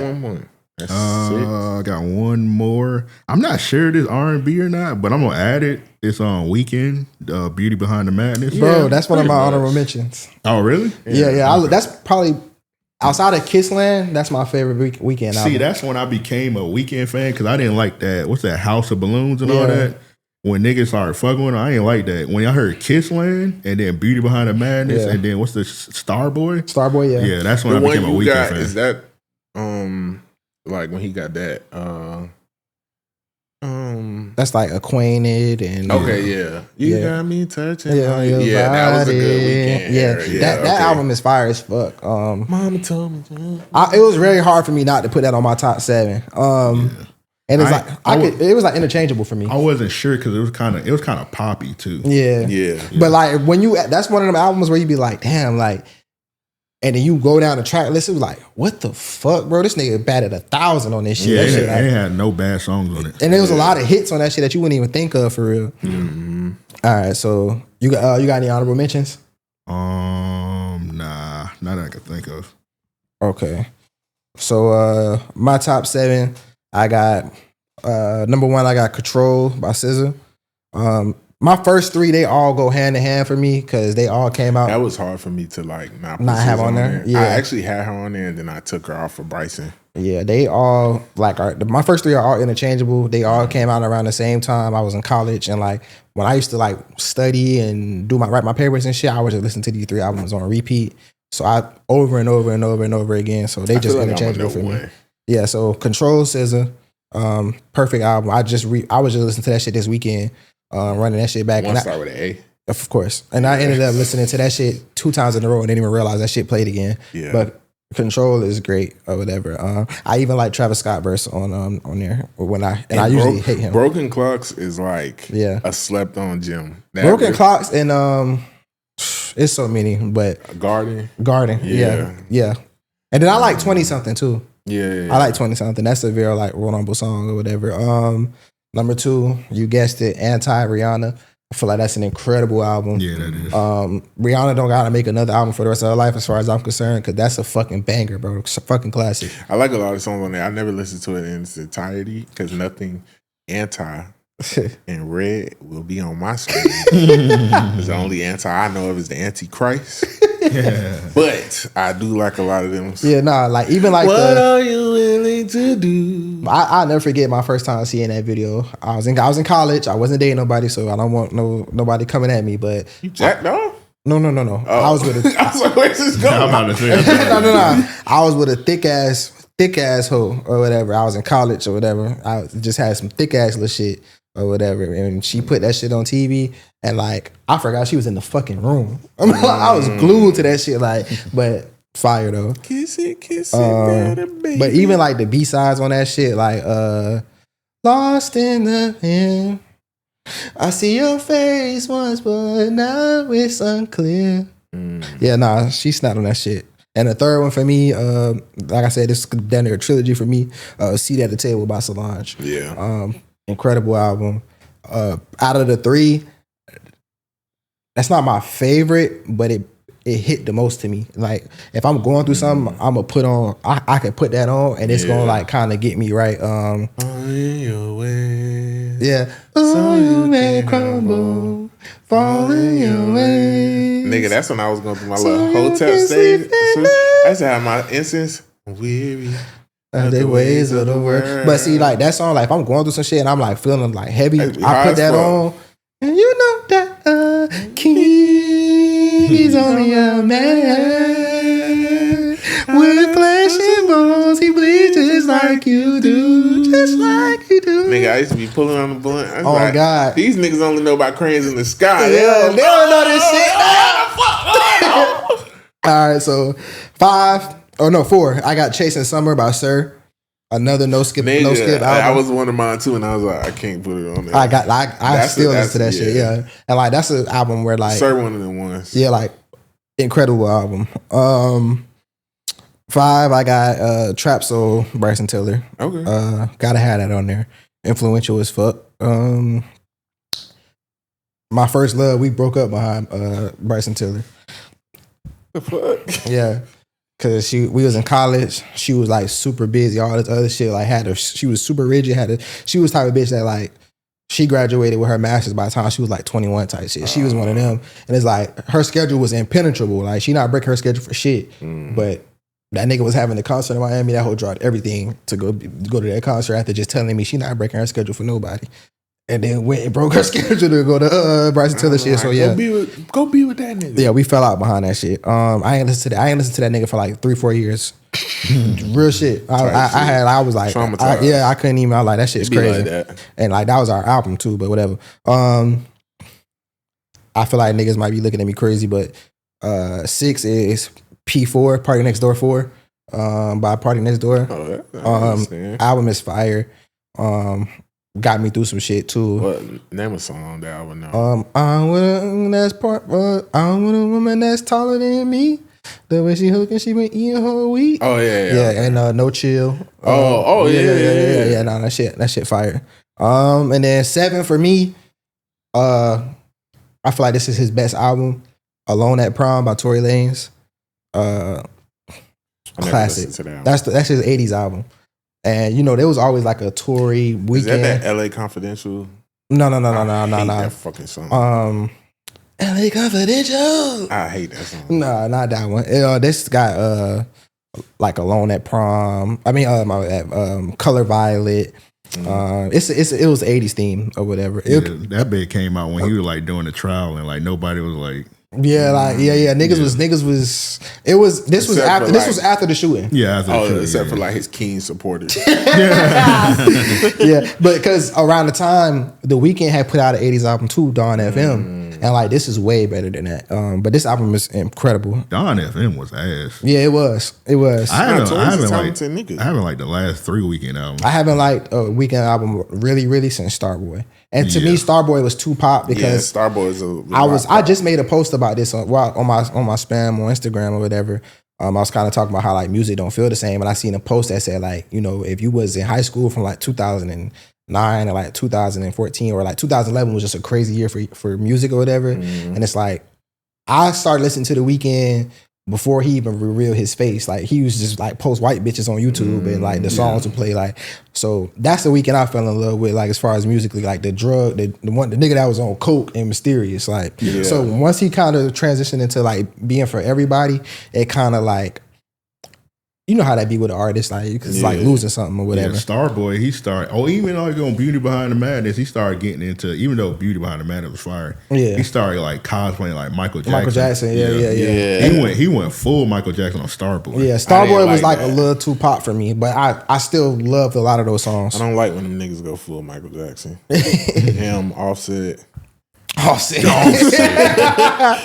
y'all need to relax. But my honorable mentions was Beauty Behind the Madness by The Weeknd, Blonded by Frank Ocean, Temporary Highs in the Violet Skies by Snow Allegra, and Over It by Summer Walker. Was Chanel Orange in that 10 year? Nah, I don't think so. Yeah, I think that was before. Nah. That was like 14 or 13. Yeah, maybe even 12. Yeah, because it was something that I wonder. I'm like, oh, this ain't gonna make it in. All right, those were solid lists. So what all we had in common? Shea Butter, Summer Walker, and Ari Lennox. Oh, and Solange. Yeah, and I ain't have Ari Lennox. Oh, and Trap Soul. Yeah, Trap Soul. I know Amp said he ain't like Trap Soul. Yeah. Nah. Yeah. Okay, that was a solid list. So now The Weeknd, Beauty Behind the Madness. Okay. So all right, let's go to rap. I ain't have none of that cracker. Rap. Okay. Now this way I know it's just going. This is gonna be all over the place. Yeah, like, okay. So for my rap, the first one, I know you're gonna be like, nigga, what? For me, especially coming fresh out of high school, if you're reading this, it's too late. And it's so funny. That was my first Drake album that I actually disliked. I remember the first 2 weeks. I'm like, because you know when you was a Drake fan, stan really. Yeah. Used to be waiting for them drops, and I hate remember that it came out, and I was like, "The fuck?" It's like I knew, nigga. So when that Quentin Miller shit came out, I'm like, "Yeah, I knew something." Yeah, something ain't right. Yeah, I'm like, "This is a little." I didn't like that shit either. I was like, "What are you doing?" But then, nigga, I just kept listening to that shit, and I was just like, "Bro, that shit got some bangers." And plus, it has my favorite Drake song ever on there, "Energy." Like. So yeah, that's always gonna be one of my top rap. It's not my favorite Drake rap album, but because it was in that 20 in that span, I was like, gotta put it. Next, I gotta go For Your Eyes Only by J. Cole. Okay, I love a good concept album, and he has some bangers on there. Is that the one about like the black and white one? Killed. Okay, yeah, that's my favorite Drake. Yeah. I mean, favorite J. Cole album too. Yeah, so For Your Eyes Only. I feel like a lot of people ain't like that though. Yeah, they didn't because the concept. I feel like you had to kind of relate. Yeah. Most definitely. But he really like if you listening, he talking She's that mine. shit. Yeah, she's mine. Yeah. I had can't a wait to have a homeboy. baby and post a. Yeah, with that, yeah. I had a homeboy, my homeboy Slim, shout out to Slim. It was just his 9-year anniversary. But he had got killed or whatever, and he had a baby on the way, and it was a girl. So I really related to that song. Like, it was around the time the album came out, but I really related to that album. That's my favorite J. Cole album. And that was like really like the introduction to Ari Lennox too. Cause she wasn't listed on the album, she was on but there. she was that my intuition is telling me there'll be better days. I said silent And I think that's the first album where he didn't do the production on his shit. And that's why I didn't like Forest Hills Drive. I didn't like Born Center was kind of like up and down You for know, me. I wanted to put Forest Hills Drive. I was like, damn. Yeah, 1 year off. Yeah. I was like, I mean, they did just release the It whatever version. was a deluxe. Look at that. Number 3 for me is Rapper Go to the League by 2 Chainz. Okay. Phenomenal album. A lot of people slept on it. I like that. Album was the one LeBron. I was just gonna say that, yeah. What we're gonna do is we're gonna drop this one. I got 2 more for you. I got 2 more for you. I was like, nigga, you ain't a victim of That nigga, he deluxe. said it. It's funny when niggas do like the anniversary. They be like, on this day in so LeBron invented the deluxe. I got 2 more for And you. they was really letting him talk that bullshit. I'm like, nigga, shut up. My favorite shit is like when he in the studio and they put like he like just vibing out to that shit and they be putting some bullshit in the background on the memes. Yeah, LeBron is funny as fuck. he is. But Rapper Go to the League, if you never listened to that, that's a great fucking album. And it's this one line he said on this, I don't give a fuck. This is one of the hardest lines in hip hop. And he was talking about how his homeboy's son got killed. He was like, something. And as a parent, it's a parent. Ain't no parents. Oh, he was talking about Lil Fate from DTP. His son got killed. Yeah. I was like, this fuck nigga snapping. But he got some hard ass songs on there for real. Shout out to 2 Chainz. Yeah. And the beats go hard. Next, this was a very slept on album, but if you know, you know. Black Market by Rick Ross. One of my favorite. That's my favorite Rick Ross. That's the album. one with that's You got the CeeLo black on album. it. Is that the black one or the white one? It's like That's with Smile on there. yeah. Mama just smile.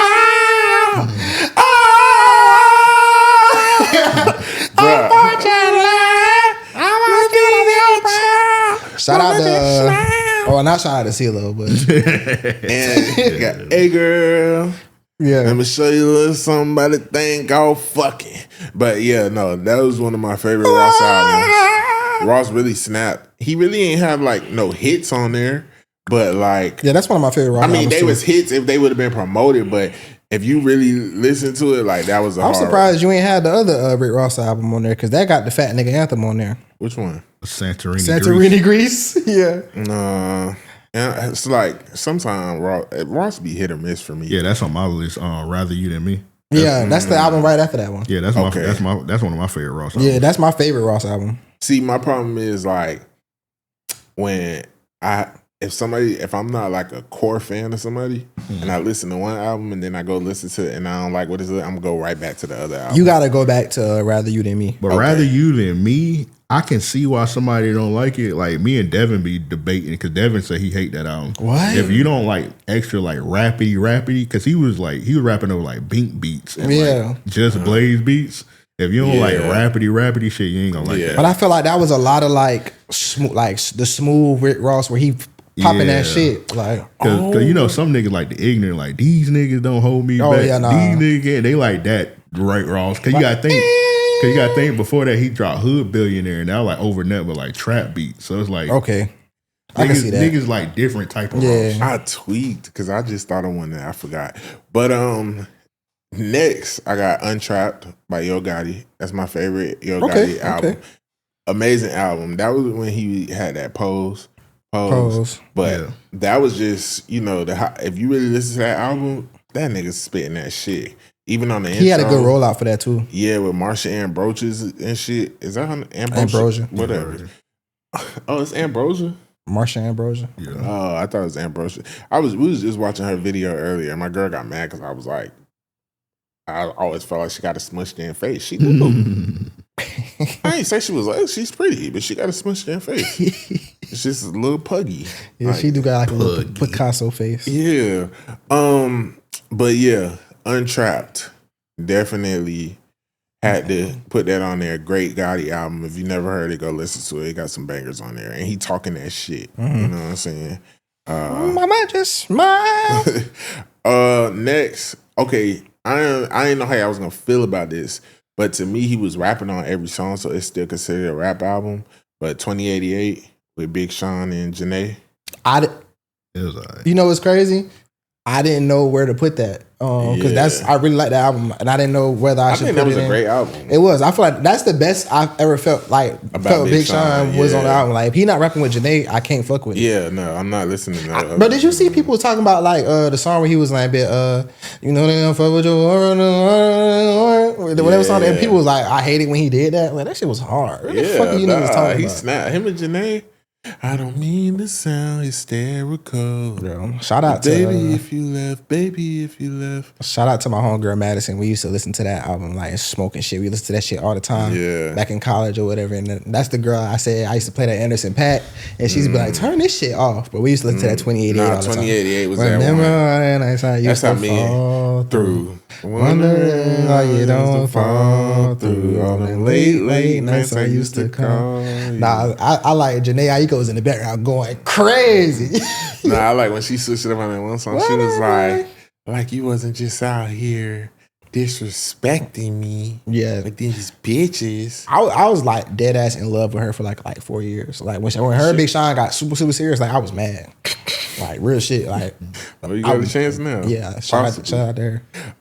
She ain't shit though. She a Pisces woman. But yeah, I put it on the rap because I'm like, he was rapping on every song, and I didn't really have room for That's it. That's a great, Yeah, and then now because I was debating about it, but I have to keep it on it because I listen to it too much.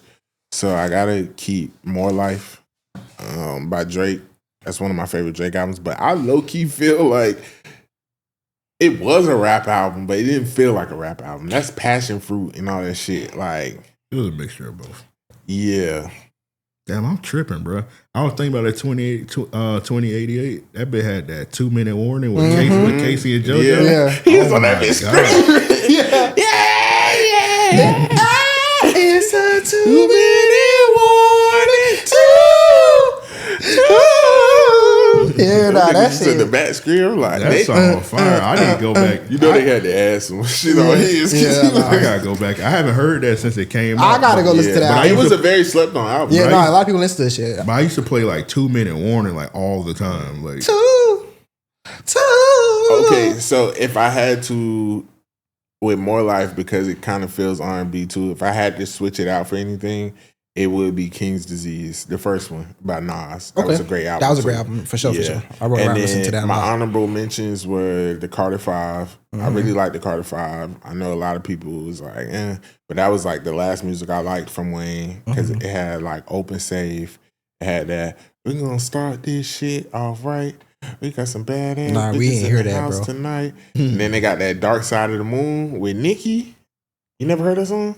It sounds familiar, but I don't. Nigga, go listen to it. I purposely didn't listen to Lil Wayne because you like my brother. Like you was still like holding out hope. Like my brother, like finally had to just be like, all right, bro. No, Carter 5 is decent. That's what he said. I'd be Even like, in the I wouldn't beginning dare listen to that with shit. XXX, don't cry. Just listen to it. I'm telling you, it's a good album. His mama started off, she like, you is a man.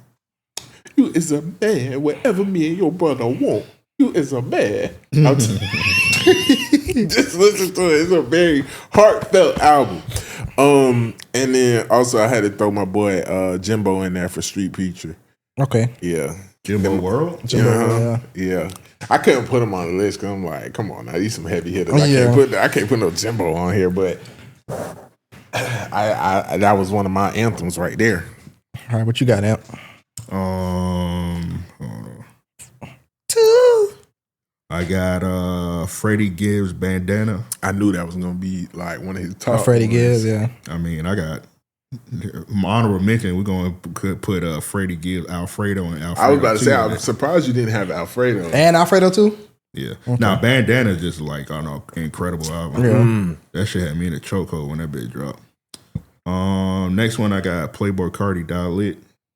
Never listened to it. Yeah. Next one, I got Lil Wayne Barter 6. Oh, you not like Lil Wayne Barter Young 6. Thug. Young Thug Barter 6. I'm tripping. Was that good? I didn't listen to it. Yeah. I didn't listen to Young Thug back then. Yeah, Barter 6 was fire. That been a classic to me. I didn't realize I was like homophobic till I look back and be like, I literally didn't like Young Thug for like no reason at all. No, I didn't like Young Thug because that been had halftime on it, dog. That nigga, Barter 6 one of his best albums to me. Wait, is that the one with when he be like billions, trillions? No, that's I think that's on So Much Fun, which is my next one. So Young Thug, So Much Fun. Yeah. Next I always thought the like covered album was fire. I got Kendrick Lamar, To Pimp a Butterfly. Okay. Then I got Drake Views. How many of that one? I was debating between Views and More Life. I was like, I got to do More Life, but Views is a great album. More Life sucks.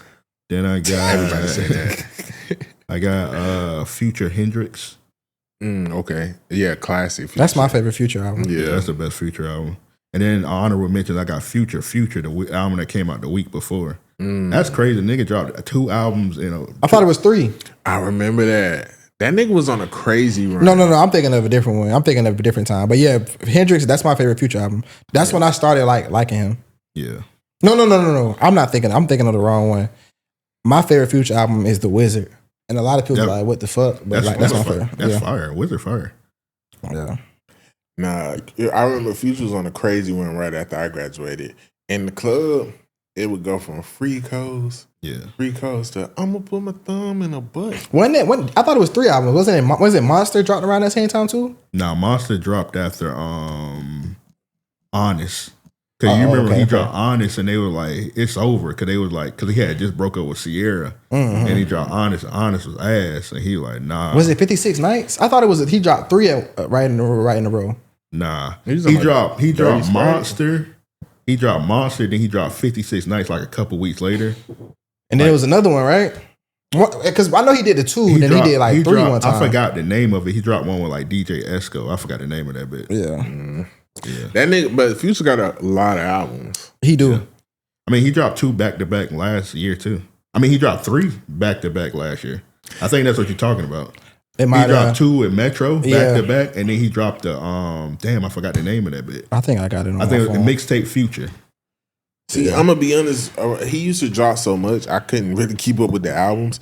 Like I used to listen to his albums like in the early set, like We Don't Wanna Never. Like that was like prime Future. Aurora, like he used to make us listen to that damn album all the time. But with like during that time, my mama said, "Fuck it, nigga, hit the streets and live." That's why crack in the corner, and I did what I did. But after I graduated, it's like his popping songs. I knew the popping songs, but I was like, all right, this nigga dropping too many albums. I can't keep don't up. like me. I keep J's at the door. Told my mama I don't need a bed. I'm sleeping on the floor. I got 2 honorable mentions. I got Rick Ross, Rather You Than Me, and then I got Bankroll Fresh, Life of a Hot Boy. That's a good one. Yeah, Bankroll Fresh. He had the streets on a lot. Yeah. R.I.P. Bankroll. For sure. And really, he dropped 3 albums in a year. He dropped that. He dropped the Bankroll Fresh album, and then he dropped Life of a Hot Boy too. He played. Yeah. You know that was 21 Homeboy. Technically, if you want to be technical, the dude that shot him died. For real? The bullet that hit him was somebody else. It was a dude. He died. I think they say he died off. He took a bad pill. But what's the dude name? No Plug. No Plug. Yeah, No Plug. He tried to like clout chase it. Yeah. But he was fighting with No Plug. Yeah, they had a shootout. Oh, okay. Yeah. But it was Bankroll Mans who hit him.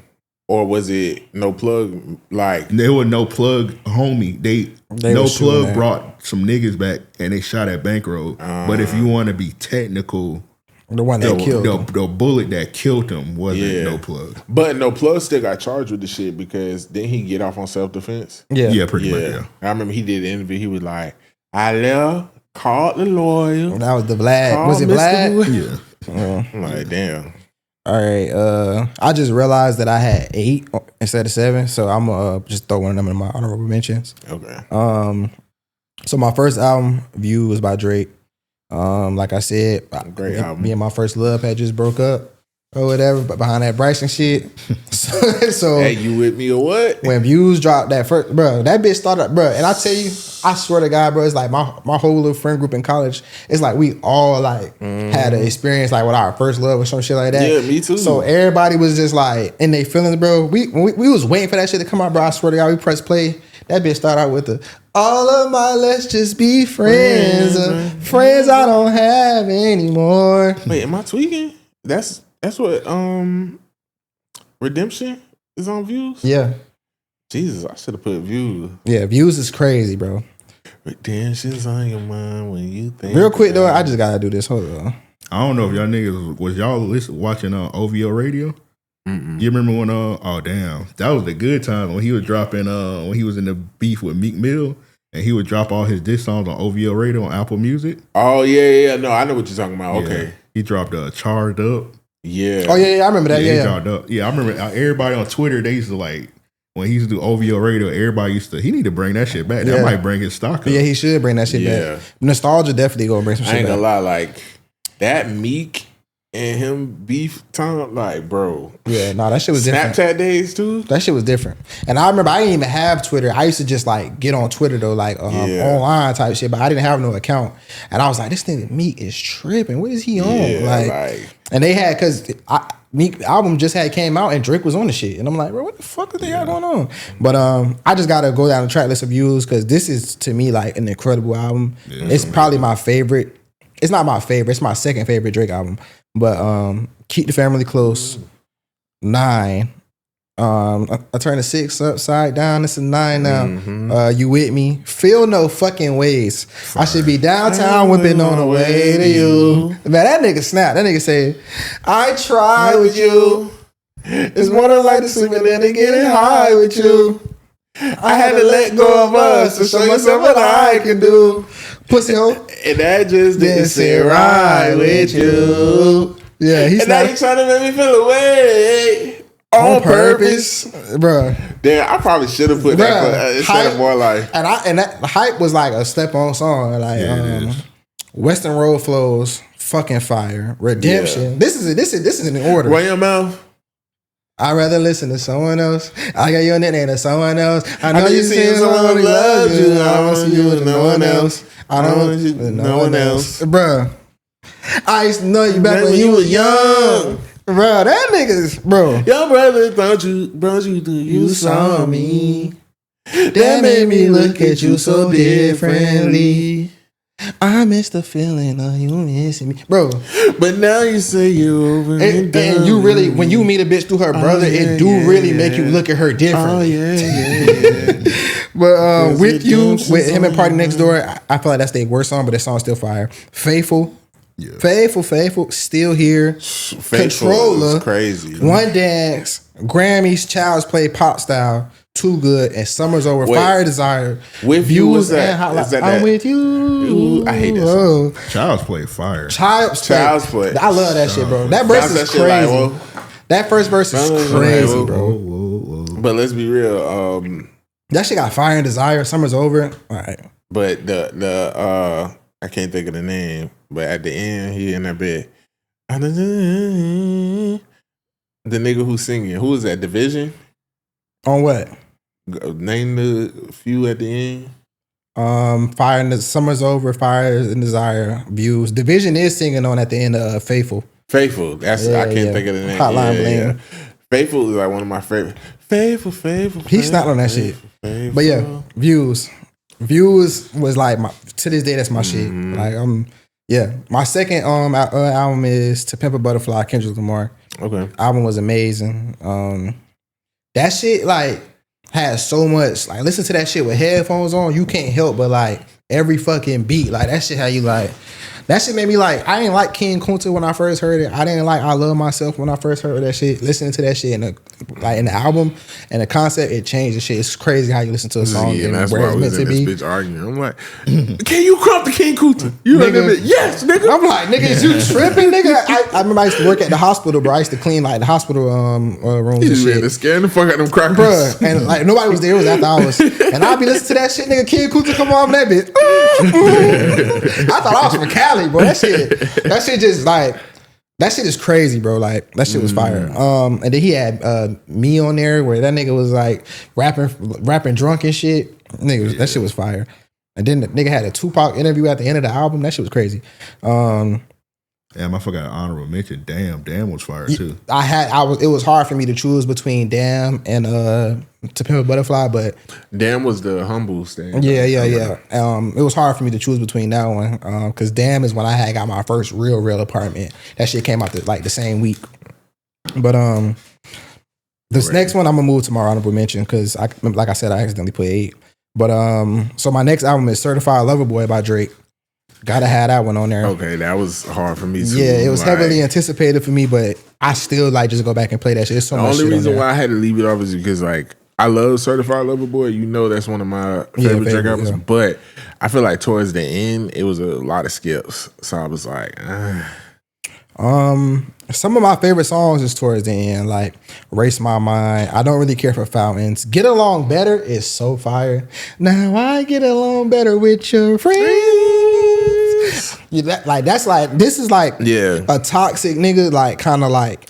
No, I felt that because that was like around the time when I had got my get back with like a bitch. Yeah. Girl, and I was in the bit. Or like when sometimes a bitch like sometimes the girl you deal with, her friends realize how raw you is as a nigga because they ain't never had no nigga like you, or they know they friend be on fuck shit. So it's kind of like, you know, sometimes like No, like, Certified Lover Boy was like a great album because it also solidified like, oh, okay, Drake's back because you know Scorpion got a lot of Scorpion, and then it's like he did these two, but then was kind of like filler albums. Yeah, and the Care Package was all old shit from like 2011. Yeah, and then Dark Lane Limo, you know, that was just kind of like a mixtape type vibe. But that Dark Lane Demo Tapes did have Not You 2 on there with him and Chris Brown. Oh yeah.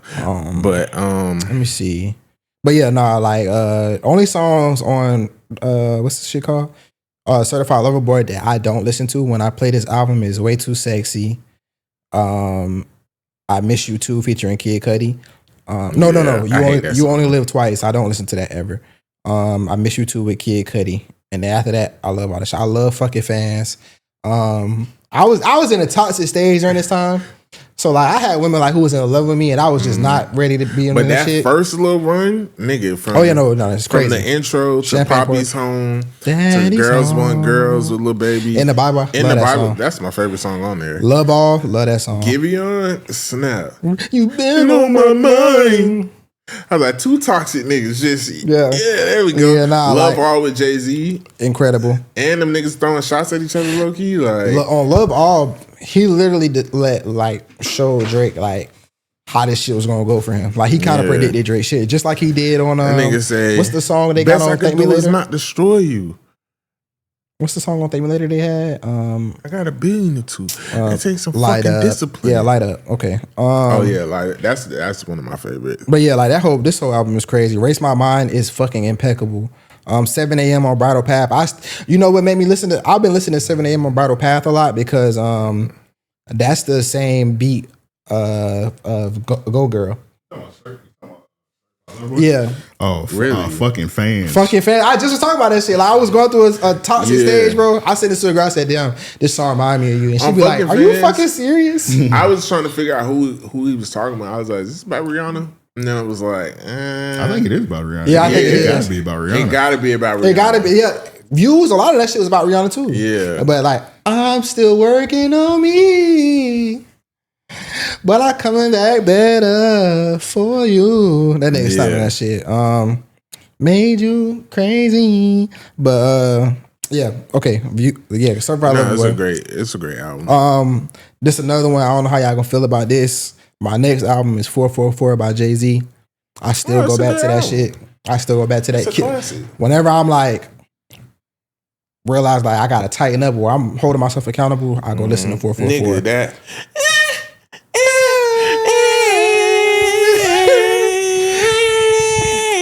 Yeah.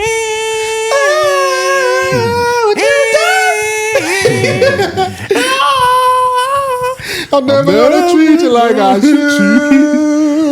And you know that's originally like for some white Brits For real? I over there. Yeah. Well, he got what's his name to redo some of the vocals. What's the little Kim Burrell? He got Kim Burrell to redo some of the vocals, but the original come from like this white chick who looks crazy over there in Britain. That bitch could sing the house down. Bro, that album was fucking fire. I love Kill Jay-Z. That's one of my favorite Jay-Z songs. Yeah, he snapped on that album. My next one is Street Gossip by Lil Baby. I feel like that's Lil Baby best album. Even though it's not his most commercial album, that nigga was spitting on that bitch. Like that's when he was like, that nigga was crazy on that bitch. Safe deposit box. The nigga said safe deposit boxes on fleek. In my bank account, I don't touch it and I'm gonna get it out the street. Got your Bible on my gypsy say you cheap. And she know I'm having money buying titties, ass, and teeth. Catching 3 flights every day the only time I get some sleep. Keep it real, they be rapping. Niggas don't want no beef. You know, I never listened to a full Lil Baby. Bro, that album is crazy, bro. Nigga, where you at? It sound like you did like 10 albums. No, that's my 6th. Oh, I mean, okay. that's my 5th. Damn. Yeah, that's my 5th. No, that's my 4th. Okay. My 5th. Oh, no, that's my 5th. My 6th is Institution, Kodak Black. Oh, okay. That's Classic, bro. Yeah. Classic, bro. I don't even have to speak on that. You know, my favorite Kodak Black album is the one that a lot of people didn't like with Tunnel Vision, painting pictures. Yeah, that shit sucked. Nah, It didn't suck, but it was just look to y'all right. Yeah. Exactly. That was my favorite. That was one of my favorite It Kodak didn't Black suck, albums. but it was like after Until Institution. you is a bitch side nigga. Fuck this shit. I'm tired of it. Ain't trying to be your alternate. Bro, Core Links and JPEG. Correlates and Yes. JP. No, that got some shit now. Yeah. But it's like Institution and then Testimony. Like that's in between Institution and Testimony.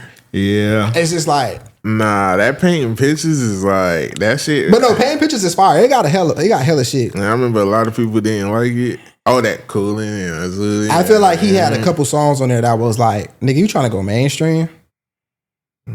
But no, he got some shit on there. I ain't Millie, but I'm rocking in here. They don't let me bring my Glock up in here. That fuck nigga was snapping. Yeah. But Institution is like prime Kodak though. Now he do got some shit. Yeah, that side nigga. My little baby Tony. Yeah. Yeah, he just got some shit that I just don't really care for in this album though. But yeah, Correlates to JP. I want all to myself, dude. All right, let's get off this shit. My last one for this shit is a championship. It's Meek Mill. Classic. Oh, damn. That's a good Classic. Damn, yeah. Classic. You snap with that one. Classic. That should have been on my list. Yeah, I feel don't like know why I wasn't thinking championship. Yeah, that is that era. That's Meek Mill's best album. to It me. is. Best album ever. Yeah, that's his best album, and that shit is impenetrable, bro. And that's Perfect a album. no skips. And that's like one of the best comebacks in hip hop ever, bro. Yeah, That shit it was should've won just a like, Grammy, that bro. nigga came out swinging. Like, Yeah. And he had squashed the beef with Drake. Yeah. yeah. Oh, and I always laugh about that shit. I was like, that nigga was like, yeah, Drake, I'm finna wash you on this song. Oh, yeah, like, for you're not sure. finna play with me. And that song got Well. what's I this just shit felt like called? you had some Marius. It's called Oodles and Noodles, baby. First time I heard that shit, I broke down crying. That shit was so fire. Oh, man. I cried, too, because it Yeah. reminded me of my aunt when he said, I seen my aunt in the casket and her forehead was cold. I was like 4 remember I years kissed old. my Yeah. yeah. like, That shit, that's the That same, reminded me because my aunt died when I was 5, Yeah. bro. That shit. that's the same line that made me cry, bro. Like I broke down in tears, bro. same shit, bro. Like the same line, bro. Like remember I kissed my aunt in the casket and her forehead was cold. I was like 4 years old. We couldn't afford I no ain't trying to clothes. like mess up y'all trauma bond, but I'm in that bed. I almost fell in love with a thotty. You know, that My song was dog hard, says too. you Yeah, got too many bodies. Yeah. And I still watch all our old videos. No, like almost falling for a hoe. That's a that a tic canon tac event. toe with Kodak Black. Yeah. Nigga, that 24/7. Loving the shit out you. Fucking the shit out you. That one song put me on Roddy Ricch. That's that Roddy Ricch song on there. Oh yeah. Ooh, I know what damn. you're talking about. Now that you said Roddy Ricch, Splash Warning. Feed the Yeah, Streets Splash 2 Warning. might have been on my shit too. But And I had love that tic tac toe. And then like tic-tac-toe. And then it's just Yeah, no, I love that album, bro. Uptown Vibes. I don't even know what that nigga was saying at the end, but I'm in that bitch. I'm like, this fuck nigga snapping. My honorable Who is this, Bad mentions. My honorable mentions was Victory Lap by Nip, Isla by Kevin Gates, Neighborhood Hero No Cap, and then the one that I had on here thinking I had 7, but I really had 8. It was Artist by A Boogie with the Hoodie. Yeah, that first A Boogie album. Bro, this was a fucking great album. Damn, I love Championships is fire, bro. My bad, Meat. I know I was talking about you earlier, but yeah, Championship was fire. Snap. That's a top. And then he can't really. Championships is his. Championships is his goal album. Yeah. He definitely should have got a Grammy. Yeah, he should have. I don't know what else came out around that time. Where we at with time? Like 1:45.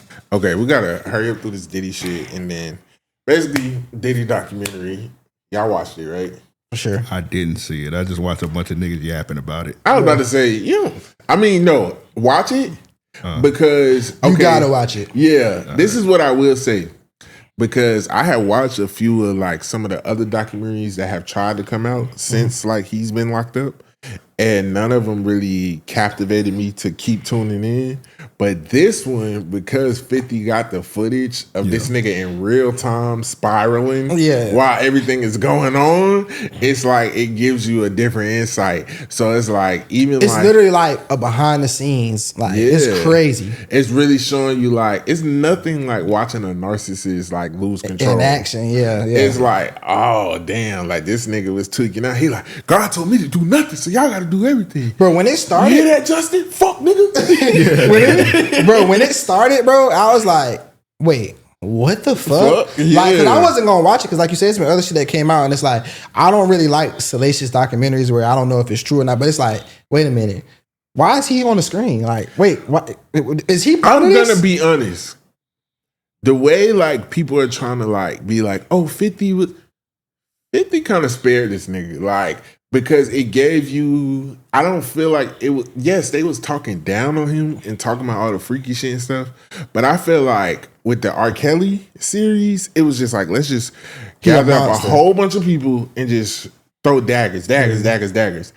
The way they did this documentary, it was like, let him hang himself. Yeah. Like, and I don't think 50 had as much to do with this as him just being an executive producer, right? But like, I feel like this was something that was put together by actual people who do documentaries. Yeah, no, it was a great documentary. And what I respect about this one is this is the first documentary that I've seen, because it's been like 2 or 3 Diddy documentaries. This is the first one that I've seen they've had people who was really close with him speaking on their experiences. I had seen one. My fault. No, you good. Go ahead. I had seen this one part. It was kind of like what y'all was saying.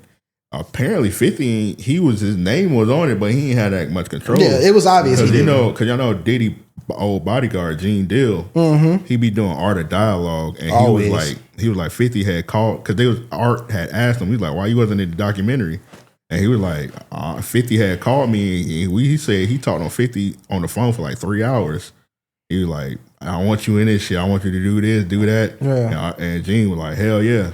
And then so when Gene was trying to set up his parts, one of the ladies that was directing it, she was like, 50 don't control shit. You not being in the doc. Yeah. Like on some crazy shit. Having Gene Deal in it would have fucked with the credibility. Yeah. Even though a lot of shit that he said over the years has ended up being true, I feel like when we only know you from being the Diddy hater, it kind of make it seem biased because it wasn't nobody in there who was like 100% on some fuck Diddy shit. A lot of these people was like Mark Curry.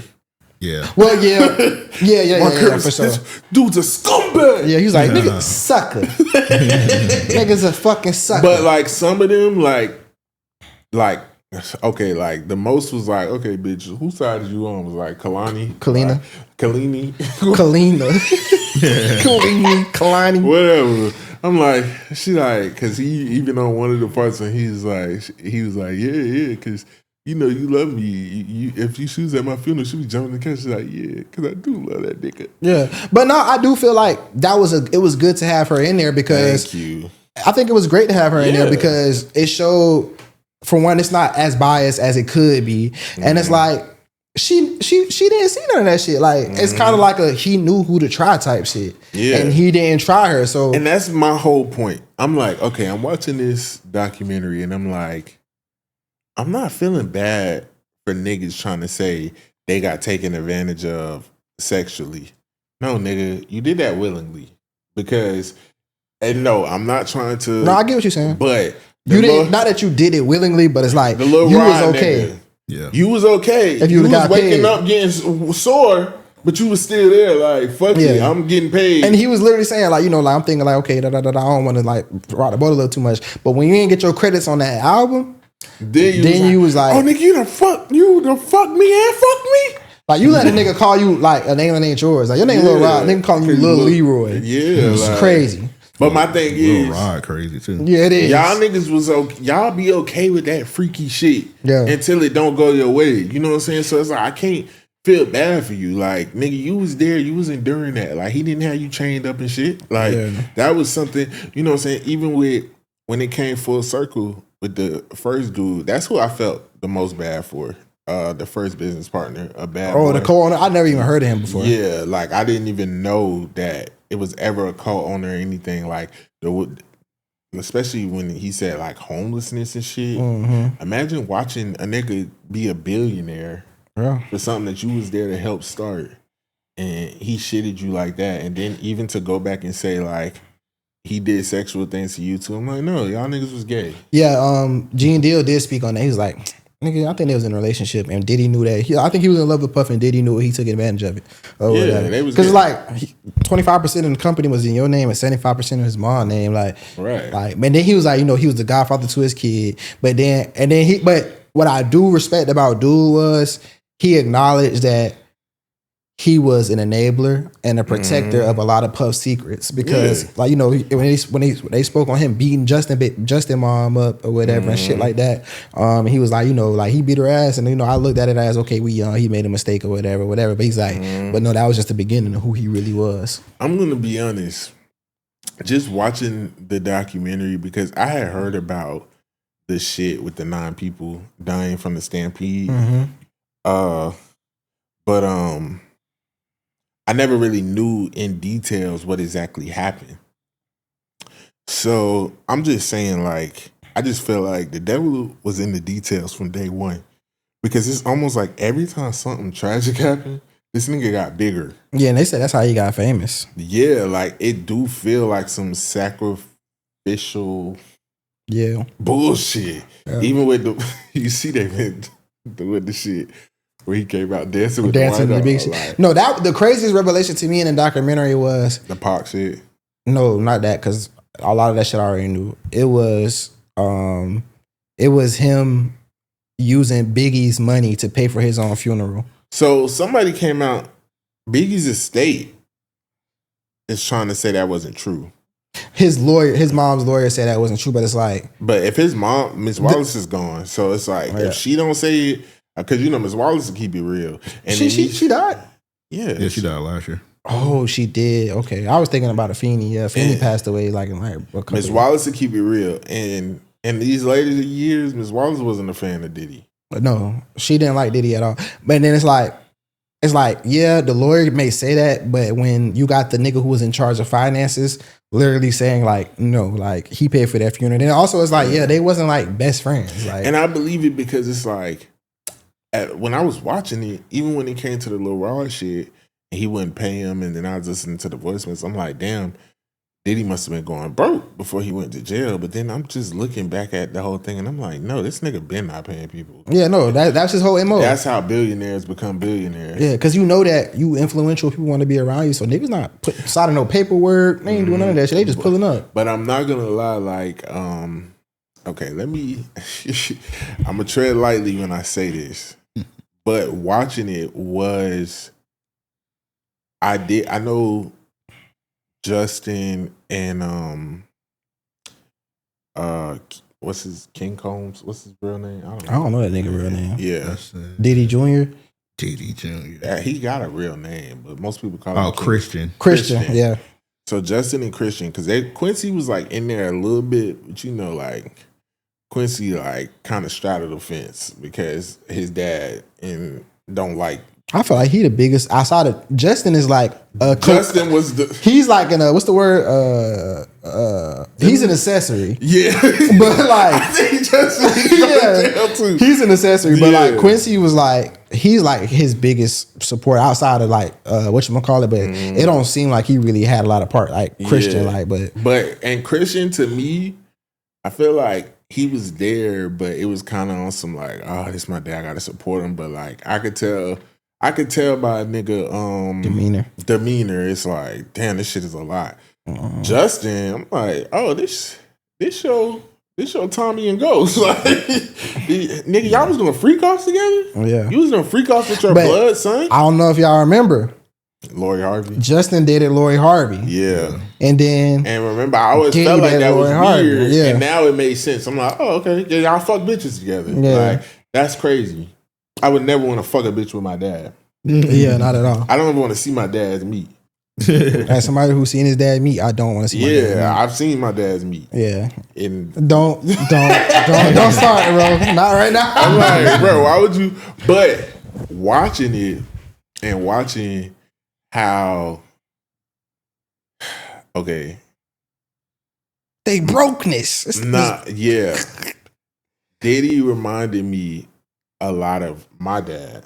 But in a way, let me clean it up now. Let me clean it up. Not in all that sick shit and stuff. The thought process, you mean? Like, Yeah, just like if you didn't grow up with a father like that, like I don't talk about it a lot, but those who don't know, like my dad was a very successful businessman locally in Jacksonville. I know what you're getting at. And he had a lot of power because in the city he was considered like a heavyweight.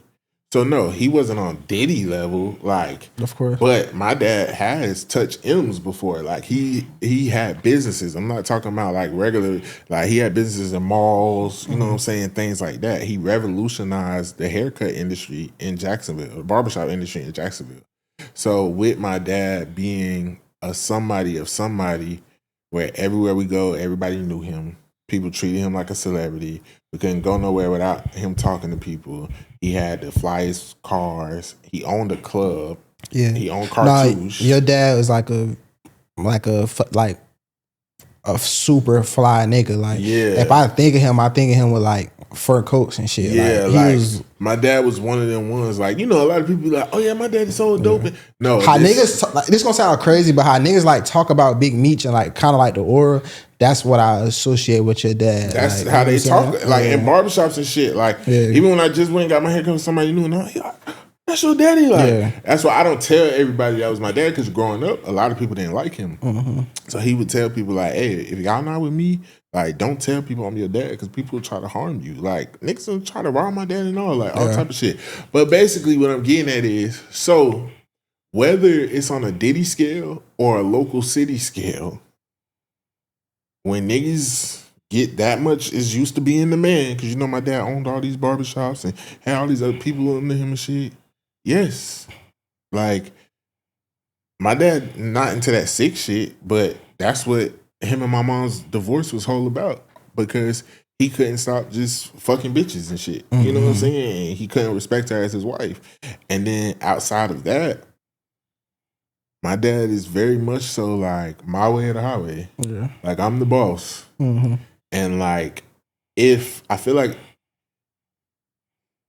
me and him have always butted heads because I'm not adjusting. Yeah.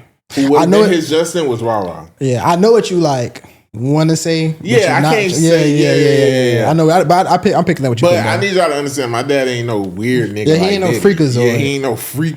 You know what I'm saying? We talking like regular shit. Like Yeah. just fuck a lot of bitches. Yeah. But on a control dynamic, that's my dad. He through wasn't a and through. yes man. Even the things that he was saying, like, man, this broke. Like, Yeah, the brokenness got them doing all type of stuff. That's my dad. And like, this is what I would say. Like, I got a lot of my business savvy from him, but not the cutthroatness.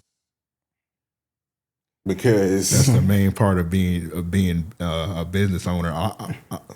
To be real, Yeah. unfortunately, and that's why it's taking me longer. Because I don't have the heart You know what I'm saying? And I put morals and God and things before. And yeah, my dad is like, that's why. Again, don't tell everybody we daddy, nigga. Yeah. You might get snatched up. That's why when we have conversations about like, you know, being uber successful and shit, I don't have those aspirations because I know that it takes like you have to this capitalism, bro. Like in order for you to like to glow and grow, like you can't be no billionaire without stepping on people, bro. Oh yeah. Like you can't reach real high levels of success without exploiting people, taking advantage of people. It's very hard to do that shit like in an altruistic way, bro. Like I feel like it may be rare. It can be done. It's just super rare. But I feel like for instance, like a Tyler Perry. I'm not talking about. I'm saying he was. I fuck with niggas too. Don't talk about that. But that goes into it too. It do be like a lot of selling your soul. Like people think when you say selling your soul, they think Illuminati. Yeah, they think like, you having a meeting with the devil. Yeah, no, nigga laying down with another nigga is a meeting with the devil. Like you letting the devil live within you. But basically, I'm just saying that all to say. So I understand exactly what you're saying. I feel like, I don't.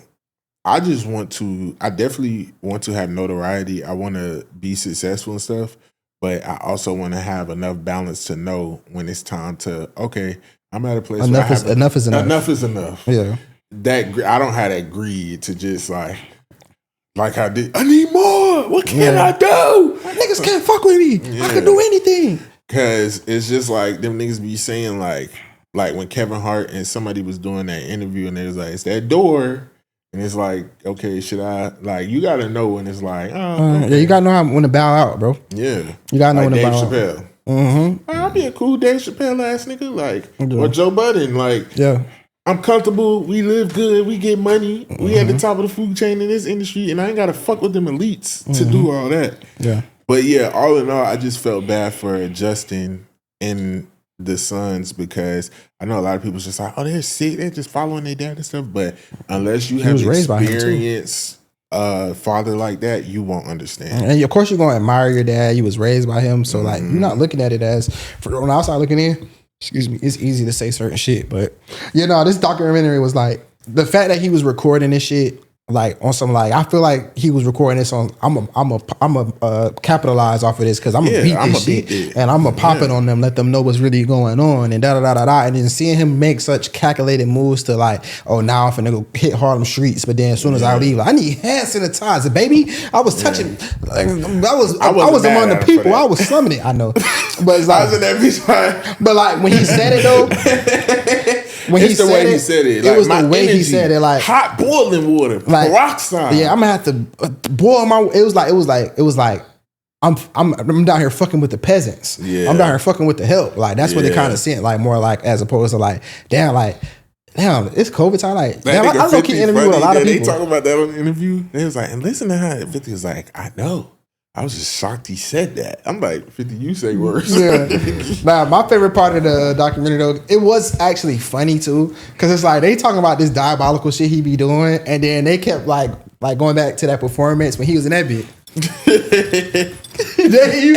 He was hitting the fuck out of that bit. And I'm sorry, them younger pictures of Diddy, like no funny shit. He look like Castanet, you really need to see what your mom was doing around that time. That nigga look because them niggas like look identical. Yeah, he just he got better teeth. Yeah, them niggas his hair not as long. Even the head structure. But he looked like that nigga though. But from my conclusion, everybody was an enabler. Diddy he's just like any other billionaire.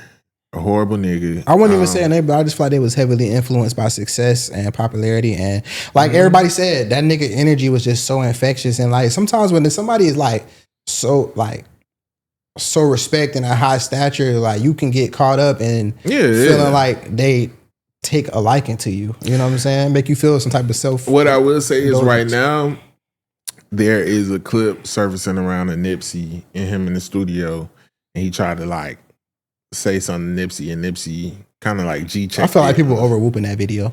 I feel like I understand what they're saying because they're definitely over whooping it. It ain't like Nipsey was like, nigga, you ain't gonna tell me to stop clapping.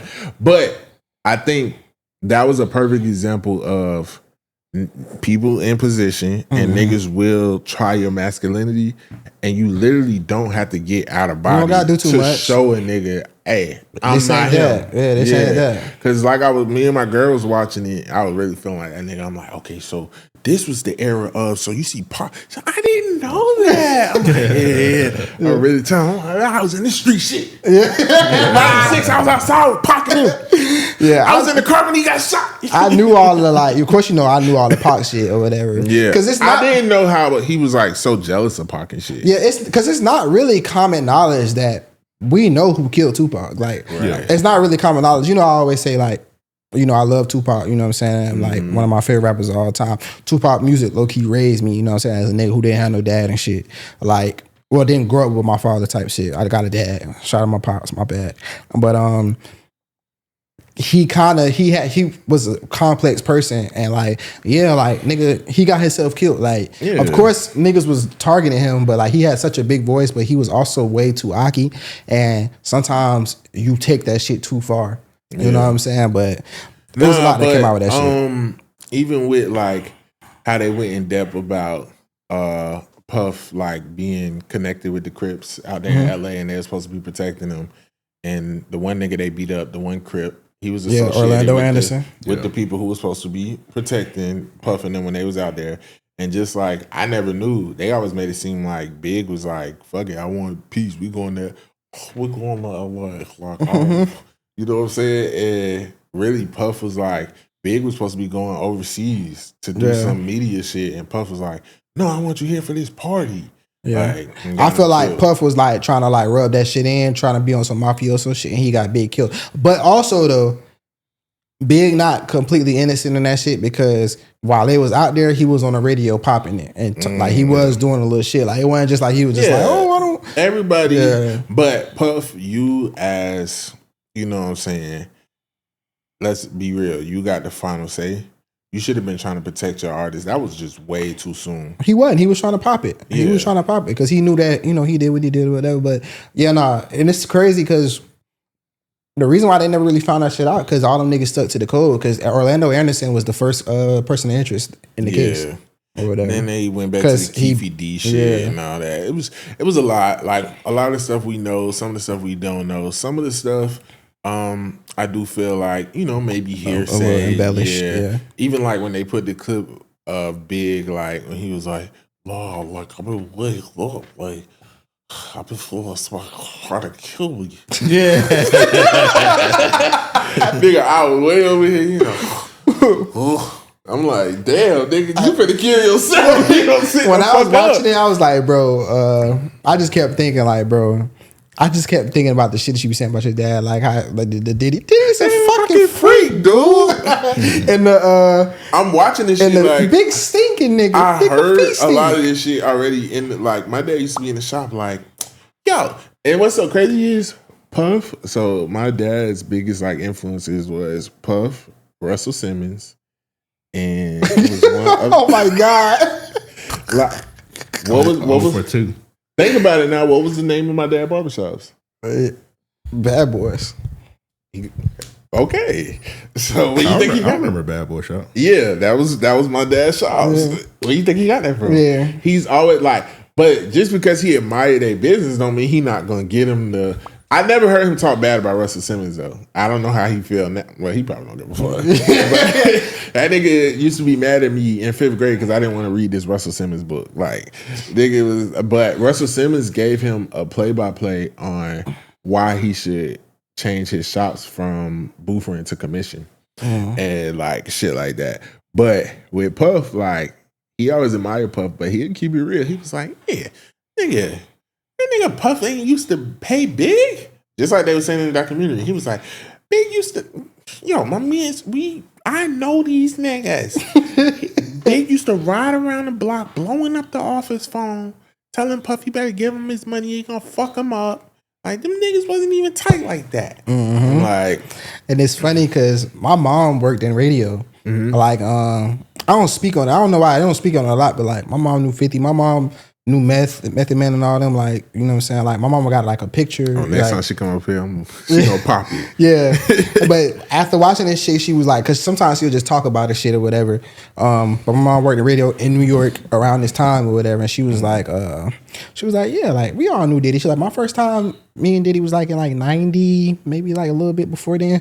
She was like, and yeah, he was a fucking weirdo. She was like, he been a weirdo. Like, you know what I'm saying? Like, he wasn't like the ladies man and no shit like that. She was like, he was like, nigga was a goofball. Like, everybody looked at him funny and shit. Like, he was the nigga running behind trying to get, like, you know, he was a clout chaser. Like, he was and that's why he wanted every nigga that he looked up to or he felt like was gangster. He wanted that bitch. Yeah. That was super weird. Yeah.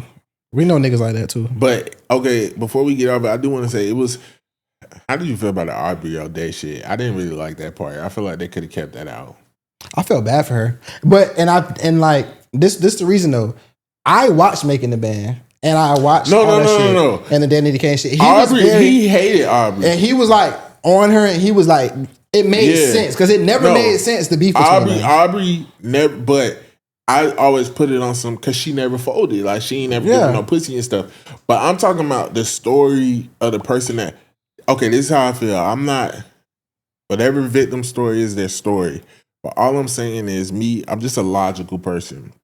So I'm like, if somebody, whether it was 20 years ago, whatever, if somebody comes to me and tell me that one night at this certain place, whatever.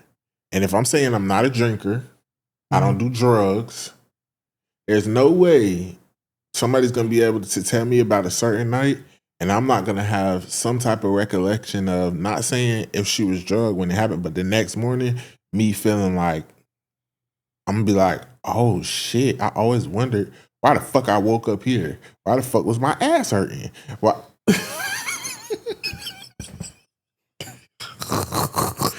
Like, but the Aubrey shit is different because around that time, you know, we watched the shit. Like, they was staying in his cribs and shit like that. There be parties going on and shit. And it's like, if you get drugged and you just wake up and, you know what I'm saying, like, it's not going to be like you, like, you know what I'm saying? Like, oh, like. I feel like you were feeling, if you don't drink and you don't do drugs, you know, after, like, you get, like, date raped and stuff, like, you're going to feel still groggy. Yeah. But that nigga had them staying up 18 hours of the day, staying up days at a time. But would you and not feel like, okay, something is different in my body? I don't know. She probably just felt I don't know how she felt, but then even her, like, she was like, and it's not like she was like, this happened. She was like, yeah, she was like, yeah, I didn't drink at that time. She was like, and she was like, I hope this didn't happen. You know what I'm saying? She was like, and I don't even want to fucking know if it happened. I appreciate her for doing that because a lot of people would have just took that and ran with it. Yeah, like, but I was like, that's such a, because we know how people are. Let's be, the nigga has over 100 lawsuits. Yeah. So it's like people just come out the woodworks with shit. Yeah. So it was just like, you know. But I feel like I wish that we'd had more from Q from Day 26 because I've seen some of his interviews. I did know that Don and Diddy was fucking. Oh yeah. You know what I'm saying? Like, and consensually fucking. Yeah. But then it was also to where, Diddy like, never liked that they got together anyway. Yeah, and but it was also a thing to where, like, Q kind of alluded to, like, drugs being a thing that he would use to. So I can see, just with all the context clues, I can see that actually being the case of something happening. I just felt really bad for her because imagine, like, the trauma that comes up to where, like, you don't know that this happened to you and a nigga got this over you, a nigga who you dislike, he disliked you. But he always did have a real disdain for her that did not make sense to me. And, like, now, knowing that he was trying to fuck her. She said, yeah, he was trying to fuck. And that's just a power dynamic. Weirdo. You know what I'm saying? But all in all, I feel like she should sleep okay at night knowing that whatever that person is saying, I don't think that happened. Because I feel like she would have some type of recollection of a weird night. Like, okay, damn. But like 10, 15 years ago, though? I'm going to put it together. Yeah, it depends. It depends. Because I'm pretty sure their time was crazy for her. If she would have said during that time, yeah, I used to be out drinking, smoking, getting high, I'd be like, oh, okay, y'all was partying, you don't know. Yeah. But it's like, if I know I don't drink and I don't smoke, bro, no, I'm going. And maybe I wasn't paying attention, but I don't remember Lil Rod saying he was sore and shit. But everybody keeps saying that. I don't remember him saying that. I remember him saying, like, you know, it'd be times I wake up in the middle of the night and there's 3 bitches in the bed, and then sometimes I wake up and he in the bed. He like, definitely said on so one it's part, like, he was like, yeah, I started waking up sore. Yeah, I didn't remember. I'm like, that nigga, part. you know what you was doing, Lil Rod. That was crazy. And then like Lil Rod was in that bitch getting flipped. Yeah, no, that's just insane. what it is. But yeah, man. All overall, last thing I want to say because we gotta move on because this is gonna be a 3-hour episode. Yeah.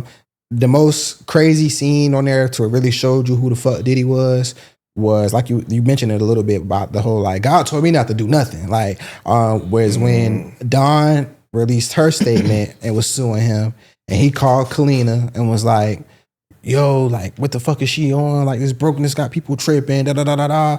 And, you know, like, I need you. I need you to say something. Like, you know, I need you to, you know what I'm saying? I need you.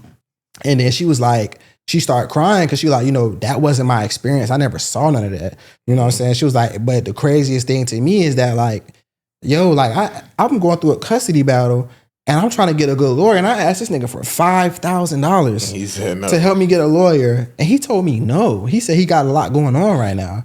And then now you calling me about this. And then she was on the phone like, my nigga, I needed you. This shit's recorded. Like, my nigga, I needed you. And he tried to, and the way he would try to manipulate people with the, you know, hey, like if God don't 100% tell you to do this, don't do it. Da, da, da, da, da. And it's she like, still came out. She came out and did the statement or whatever. And in that statement, she didn't go against Don, but she just spoke to the Diddy that she know. But I felt like he kicked out that bread for her. Oh yeah. That statement came from a payment. Yeah, like he took care of her. He like, I got you. You know what I'm saying? Do what you You see that bitch ain't say she ain't got her kid. She ain't be like, I still ain't got my kids. She ain't be like, I got them. Yeah, she gonna be. Are we done? Because I got to pick up my kids from school. And also, like a lot of his, I really seen like his narcissistic side when them voicemails that he was leaving to Lil Rod. Yeah. I was like, yo, this nigga's nuts. And lastly, nigga, if they had already raided your home in the world, why did you still have baby oil, drugs, and all type of shit in the hotel? You was really wilding. Like you didn't care. I'm talking about a lot of baby oil in the crib. Like, what are you doing with that? In the hotel. While you know this shit is coming crazy. Crazy, bro. Because that nigga has a sex addiction. That's a demon. And then when he was on that boat, and he was like, oh, I can, because whatever with Jesus, I can only compare myself to God's son. I was like, this nigga's sick. Different. Don't you put my God in there. You're going too far. You ain't going to talk about, you better not let Jesse Jackson he talking like that. You pissing me off now. I'm like, you doing too much. Yeah, Diddy was over religious. Can you remember they said he beat Steve Stout over the head with a bottle? They talked about that too. They talked about it in there? Okay. Yeah, and they talked about how his god brother said he seen him slap his mama around. You know why he beat Steve Stout? Because of the Hate Me Now video. Right, because that pastor, Hezekiah Walker, told him that wasn't a good look with him up on the Jesus cross. And Steve Stout wasn't trying to take that shit down. Out. But he beat him across the head. But I think he paid him and they squashed it. Yeah, he sued him and shit. He paid him like $1 million or something, $500,000 or some shit. It was crazy. All right, I'm going to run through these what it is, what it is, because we got to get up out of here. This is just an update on one of the what it is, what it is from the other week. Old girl who had traveled and killed the girl about a nigga and she was pregnant, she got life in prison. So shout out to you. You're going to be spending the rest of your life in prison. That was pretty stupid. Yeah, RIP fine shit. Yeah, you killed a bad bitch. I don't like that. The nigga who... I know her pussy was fire though, the killer. Probably. It had to be. Yeah. She was pregnant, so gotta be. Number 2, they finally arrested the barbershop nigga. I was like, he got a crazy look. Yeah, don't play on nigga like that. But come on. Nigga hairline still fucked up. Yeah, he did push his shit back. He's pushed his shit back far as fuck. Oh, he do look crazy. I think his shit was already fucked up. No, you can see the pushback. You can see the pushback, the line if you look. Nigga shit ashy at the top. Yeah, no, I would have fucked that nigga up. That's crazy. Free him, free bro. Free bro. I don't know what his charges is. I don't know. I'm setting up a GoFundMe for my guy. Yeah. Number 3, right now, I ain't gonna say too much on this because you know them Mike Todd Warriors don't play. Last time I had to argue with a fat bitch for 50 days and 50 nights. Yeah. But Mike Todd basically under scrutiny because it was his birthday and he did this big photo shoot and he was popping bottles and I think he had like a secular song on there. It wasn't even like a gospel song. He was just doing all the shit that you see like regular that nigga had sexy red. It's my birthday. It's my birthday. Yeah, no, the photo shoot was like kind of crazy. Bati man. It just seemed like some shit that like a rapper would do. Mike Todd be like, bro, we talked about this before. Yeah, bro. Like, that nigga. That's nigga I say had hips. Yeah. Yeah, he's not a good I feel like he be mocking God damn near. Yeah. Yeah. That's what I'm saying. Them mega churches and shit is nothing that's shocking to me. Of course, we know that's what it ain't. Like, just start being aware. But what I will tell y'all is be careful what the fuck you say online, because Mike Todd got a following I did not know about, and they ride for him. They was on my ass. A bunch of delusional people. And that bitch, you fat piece of bacon. Don't you ever talk about my pastor. And she was fat her damn self. I don't know if y'all heard about this, but the man, he was basically, his mom had died and he was still collecting her pension check. So now they got surveillance video of pretty much when he was like going into the bank to scam to get her checks and shit, and he was dressing up as her. And they had put it side by side. I don't have it though. He kind of like he did his shit on some what's the white dude who killed himself? Who killed himself? Robin Williams. Oh, yeah, Miss Doubtfire. Miss Doubtfire. I was like, okay. Was finna say. But like, you know, it's a lot of backlash. Like, why would he do that? Whatever. Why not? Is this what it is? What it ain't? Nigga, this mama. I'm all for the scamming. Fuck it. Yeah, nigga. I mean, let the nigga get his money. Yeah. Because I'm going to let you. In the hood, like, if somebody die on the 30th or the 29th, but we know their social security check come on the we first. Gonna wait till that check We're not reporting that. Yeah, we're going to run up them credit cards. People do that shit all the time. Like, And we gonna run up them credit cards. Real shit though. That really do be I ain't gonna happening. say. That really do be happening for On sure. that jury. yeah, a lot of people that be balling online, that's a dead person's credit card. Yeah, Facts. fuck that. Like, it is what it is. Like, I'm not feeling bad from stealing from no $1 billion corporation. Yeah, I ain't gonna lie, nigga working at a bank when a motherfucker died and they shit just be sitting. I definitely was checking that bit like every so often. Like, damn, that money still in the account. Oh yeah, like that. Because I heard after a while, if nobody Let me comes write down this motherfucking card number. if nobody comes to claim it, like the bank just take it. Yeah, pretty much. Mm-hmm. Yeah. Until you find out, like, but people are dying and like you don't You need to know go that work they at died. another And bank. shit. You gotta think about it. If if let's say your auntie died or whoever, they wouldn't care if you take their money. Like, I'm going. You know how selfish you gotta be to be mad Some when people you die. is like that. Oh, you Fucking up my credit. Yeah. Be like, What? bitch, you finna use this in the afterlife? that's that person's in hell. Yeah. Shit. Run. Well, you ain't gonna get much of mine, but hey, do what you can with what you got. All right, so that's what it is, bro. It's another one with scamming. Free him too if he got locked up. Yeah, he did. He So finna do Fed time too. Netflix has officially bought Warner Brothers and HBO Max in a $82.7 billion deal, and them motherfuckers move fast. Cause I just got on Netflix like the day after it was announced, and they already got like HBO Max shows on there and shit. I was like, whoa. Oh, for real? I thought I had to go through a little bit more clearance and shit. It was definitely some shit on there. It probably they probably already had that on there. They probably got some license. They probably put it up there. Like It won't go full effect until probably about this time next year. Yeah. Because I did, but they did email. Like I got an email because I got Netflix and shit. And it was like, yeah, like we just got Warner Brothers. Like they was kind of like, yeah, like shit finna be Popping that shit. But hey, them prices might go up because like So, we really have it now. That's what I was gonna say. Is this what it is? What it ain't? Because it's getting a lot of backlash. Because people like Netflix is gonna go up. And the more that they acquire, we're just finna go back to regular cable. Because the more that they have if they start consuming all the networks and putting it on Netflix, then it's like everybody gonna have to subscribe to Netflix, which I'm okay with everything being in one place as long as they don't start Comcast and shit. Yeah, I mean, probably gonna happen. Yeah, I don't mind. Like right now, like if Netflix was $30 a month with no ads. And we get all this shit. I don't give a fuck.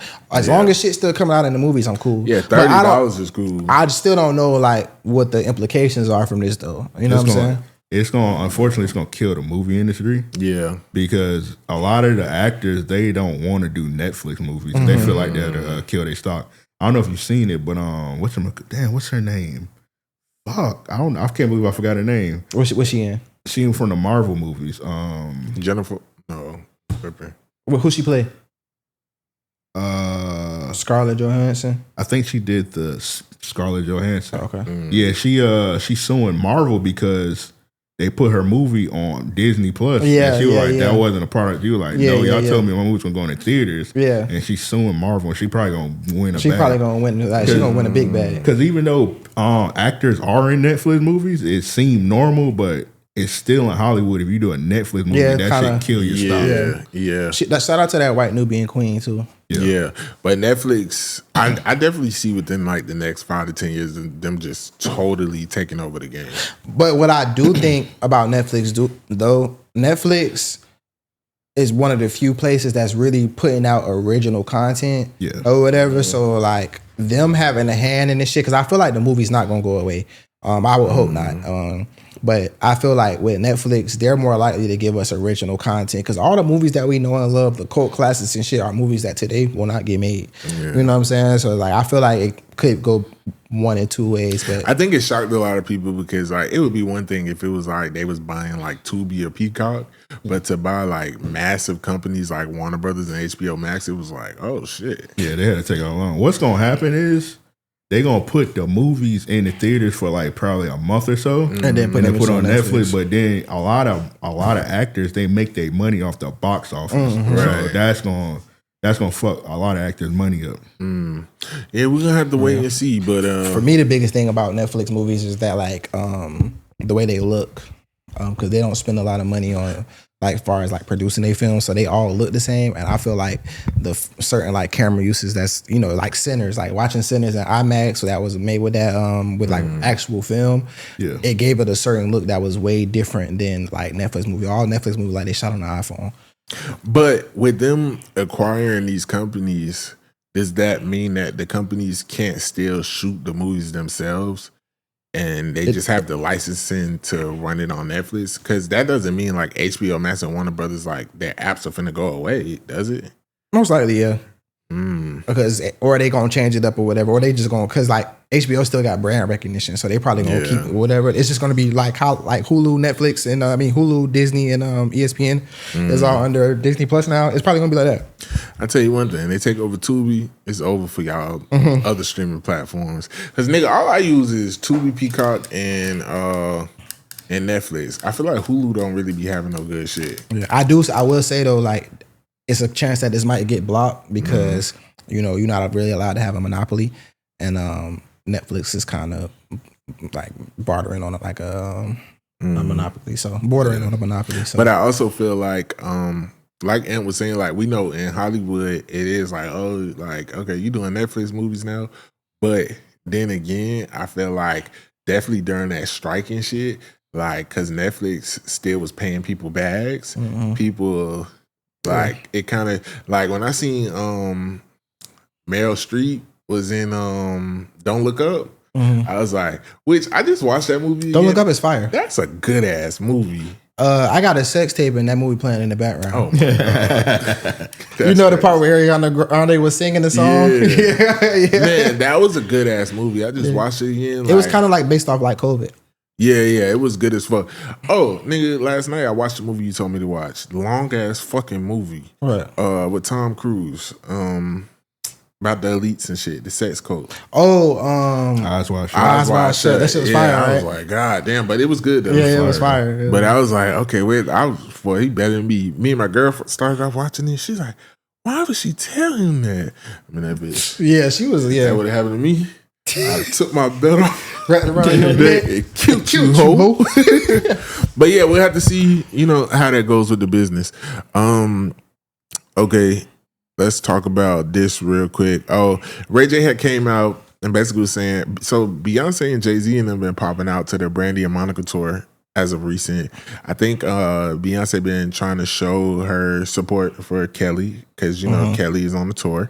And they just been popping out, you know, and they be backstage and stuff. But Ray J, people start saying stuff like, oh, like, why they don't never take pictures with Brandy? They take pictures with everybody else. No Brandy pictures. So, and like Brandy and Monica are notorious for posting pictures with like people who came to visit and giving shout outs and stuff. It been like little petty stuff with the tour. Like I seen something with Mario had performed at one because like they be asking different people to perform, but Brandy asked him to perform and he only gave a shout out to Brandy and not Monica. So when Monica was thanking all the guests at the end, like she left Mario out and was like, and who else? It was just Mario left, and then Brandy was like, oh, and Mario. Like, it'd be a little petty catty shit.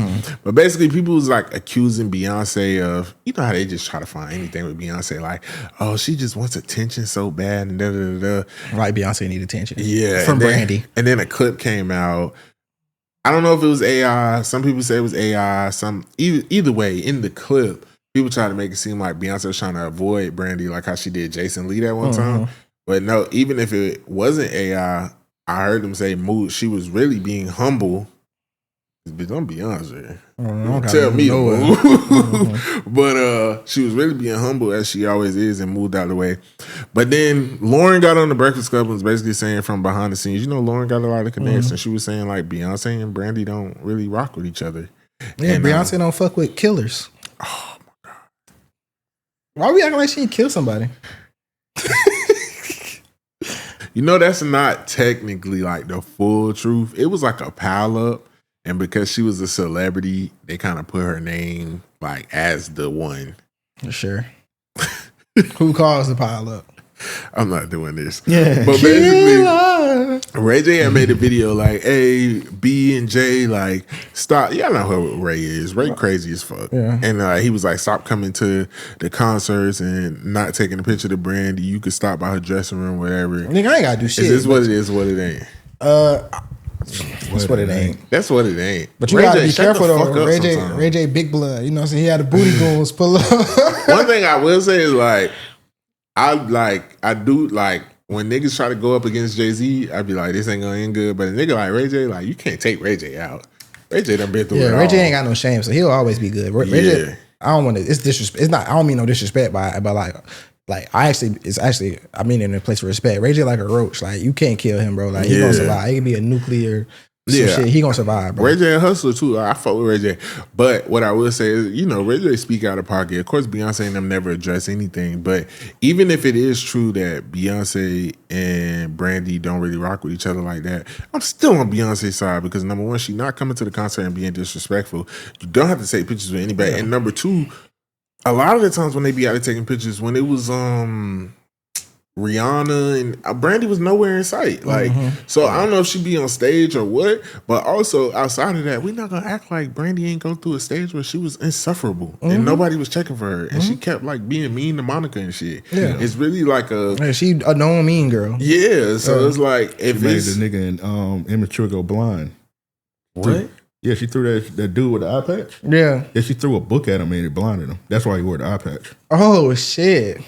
I never knew that. Yeah. Brandy. And I ain't like how she used to do Jason Pitts neither. Yeah, like, and I remember with that Monica shit, like, I used to watch that shit. I watched it play out. And Monica fucked up. Yeah, Brandy used to be throwing shade at her. Like, I remember one time Monica posted Whitney and then she was after Whitney died and she was like, yeah, that was my godmother. Yeah. Brandy got a little she more closer to Moesha than she Yeah. It's a reason why like she ain't never had no successful relationships and stuff like that. Like, but I think now she has gotten to an age and a place where it's like, okay, I'm the problem, and I'm trying to do better. Tighten up, ho. Yeah, and with Monica, she had that with Monica because Monica had that. Bebop that. Yeah. So yeah, that's what it ain't, man. Beyonce is one of the most humble artists in the world. Shout out Beyonce. She don't start no trouble, like, and for all of y'all that be weird and just want to find any reason to bash Beyonce and Jay-Z, y'all a lot of women our mom's age. Yeah, like, women our mom's age hate Beyonce. I think it's got a lot to do with Jay-Z. Okay, I'm gonna run through these last three. Damn, you got seven. What it is? It's a lot going on. Okay, so we're gonna talk about Tyler the Play and Miracle Watts. Basically, Oh yeah, just hurry up because it's what it ain't. Yeah, basically they posted some Christmas photos. I think they have a newborn or whatever, and he had him and his wife. A lot of people don't know this. They were already separated. Yeah. People say he cheated on. No, they were separated. I think for like a year, and he got with Miracle Watts, and the wife is like an average. She average, and then she ain't Miracle Watts. Yeah, and then you got Miracle Watts, and basically he jumped out. It was like, he got on. People started knowing him from P Valley, and then he got with Miracle Watts. People thought it was just gonna be a little whatever, and it phased out, but it didn't. They still together. Basically, they posted Christmas photos, and his 2 kids from his previous marriage was in the photos. And now the ex-wife is going off about. She said, "Don't put her kids in no Christmas photos, whatever. Is this what it is or what it ain't? It's causing a lot of online discourse. But I do want to say shout out to the women because a lot of y'all is actually making sense with this one. Like, I'm a woman and she's bitter. Yeah, she bitter. It's not like this like my girlfriend of 3 weeks. Like, this my fucking wife, ho. Yes, like my kids, because like I seen a woman say, nah, if he didn't go get them kids or didn't fuck with them kids, then you would be mad too. Yeah, she's bitter. Let's be real.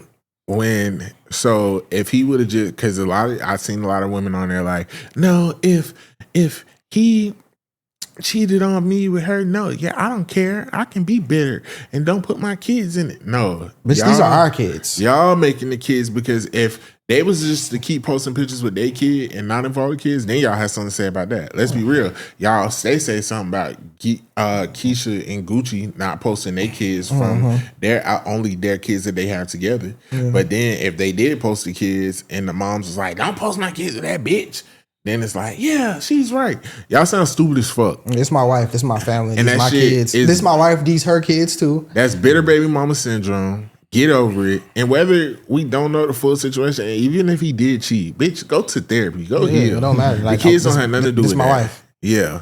So it is what it is. And even if just because I wasn't a good husband, don't mean I'm not a good father. Yeah.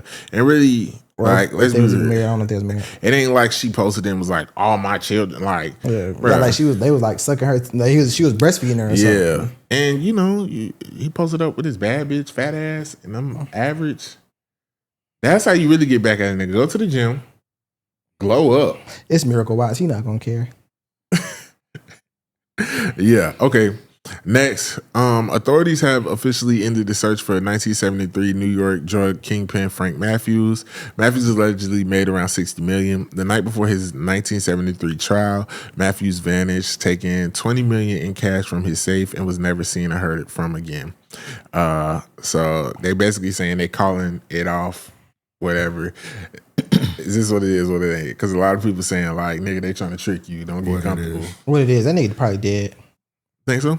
Yeah, he was like 20 something and like 20, 30 something in the 70s. He probably, if he not dead, they're not finding him. Yeah. So it's over with. Shout out to him, bro. Shout out to him. Yeah, he probably went to like Africa or something. Yeah. And my thing is, what kind of, if this nigga was finna start a trial in 1973 and he still had 20 million in the safe, y'all didn't seize none of that? If y'all was taking this nigga to 70s, bro. 70s, you can like get away with, like, you can kill niggas and just like move one town over. You can kill 30 bitches and move one town over, and they're like, nobody would say nothing. Putting their money in the ground too. Yeah. And I do want to say before we get off this too, y'all think like this is a rarity. It's actually not. Like, I watch documentaries where like motherfucking murderers or kingpins done hijack planes and made them fucking go to Cuba or different places because they was, one nigga, he was on that bitch like being transported and hijacked the fucking plane and they bad as fuck. They was interviewing him in Cuba. He like,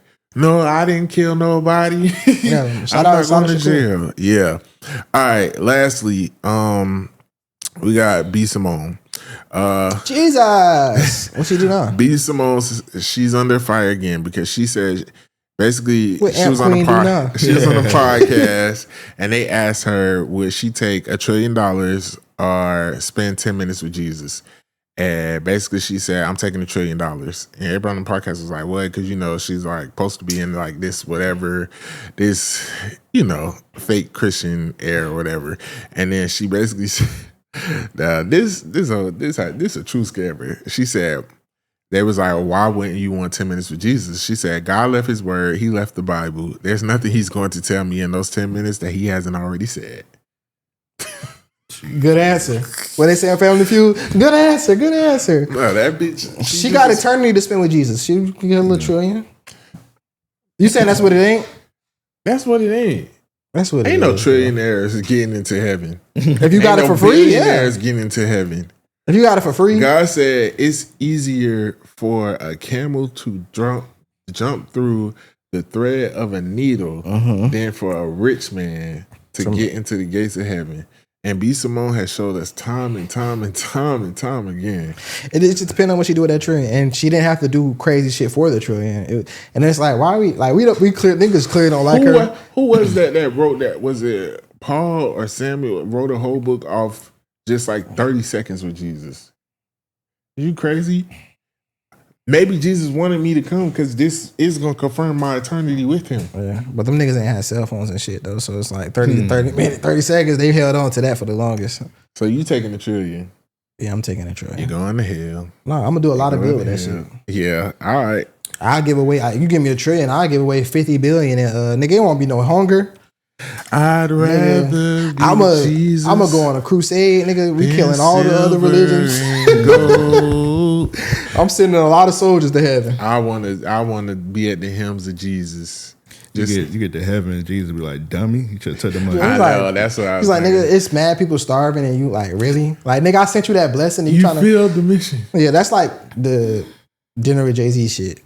But I don't know. I feel like Jesus, everything ain't about money with Jesus. Like if we was really living how Jesus wanted us to live, like capitalism and money and all that would not be.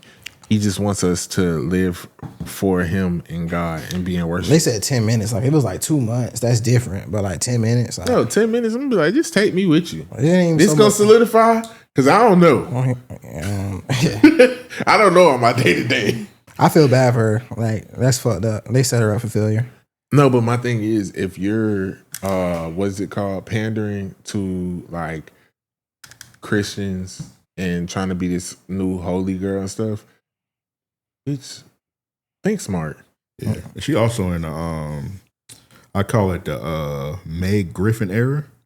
Oh yeah. No matter what she do, She been in it no for matter a what while. she do, Yeah. people gonna hate what she Yeah, do. people gonna hate her. Yeah, and shout out to her homie too. Her podcast doing good. Oh, for real? Yeah. All right. Shout out, rock out. I'm gonna speed through it. What it is, y'all boys, it's your boy Sean, and I'm from the city. And my shout out for thinking my dog a little weird for always going and following bitches after he know I fuck with him. At first, I thought it was a coincidence, but I started peeping anytime I show him a bit I'm hitting, they're all of a sudden be following each other within the next few days. I'm peace, so I never asked none of the hoes if he be trying to bite down.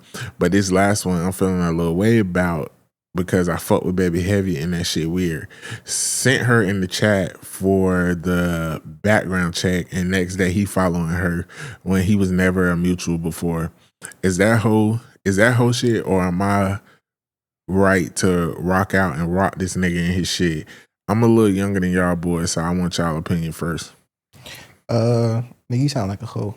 Yeah. Like, yeah, like, it's weird. Like, of course, like, it's like, look at this nigga. But it's like, you also sound like, oh, you care too much.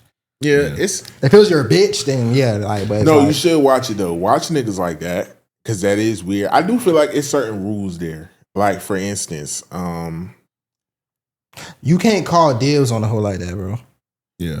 no, what I'm saying is like me personally, like okay, like me and a few of your joints follow each other, Mm-hmm. but they always follow me first, and it's because like it's probably like 2 or 3. It's And I because- wouldn't care. I know you would, but remember when the first one, timestamp, I don't. Yeah, I forgot. Who? Remember the first time Monet followed me, Mhm. and I told you, I was like, "Hey, Monet followed me." You're like, "Oh yeah," she was saying you gonna follow her back. Mhm. I'm like, okay, I'm just gonna make sure, cause me, I'm just considerate like that. Yeah. And I've had niggas move super weird with You me. ain't gotta bleed that name out. Okay, I'm just making sure. I've had niggas like move super weird with me, so like I'm not one of them niggas like you ain't never show me, but I'd be like, oh yeah, what's that? Yeah. You know, Yeah. but also too, I don't think if it's not a girlfriend or nothing serious, it's not that serious. But because I know how tender niggas can be now. If it's like every girl, that shit is weird. Yeah, it's definitely weird, but it's like I got a homeboy, like every girl that my brother done talked to, it's one of my brothers, but every girl my other brother done talked to, he down there be following. It's like they don't even live in the same state.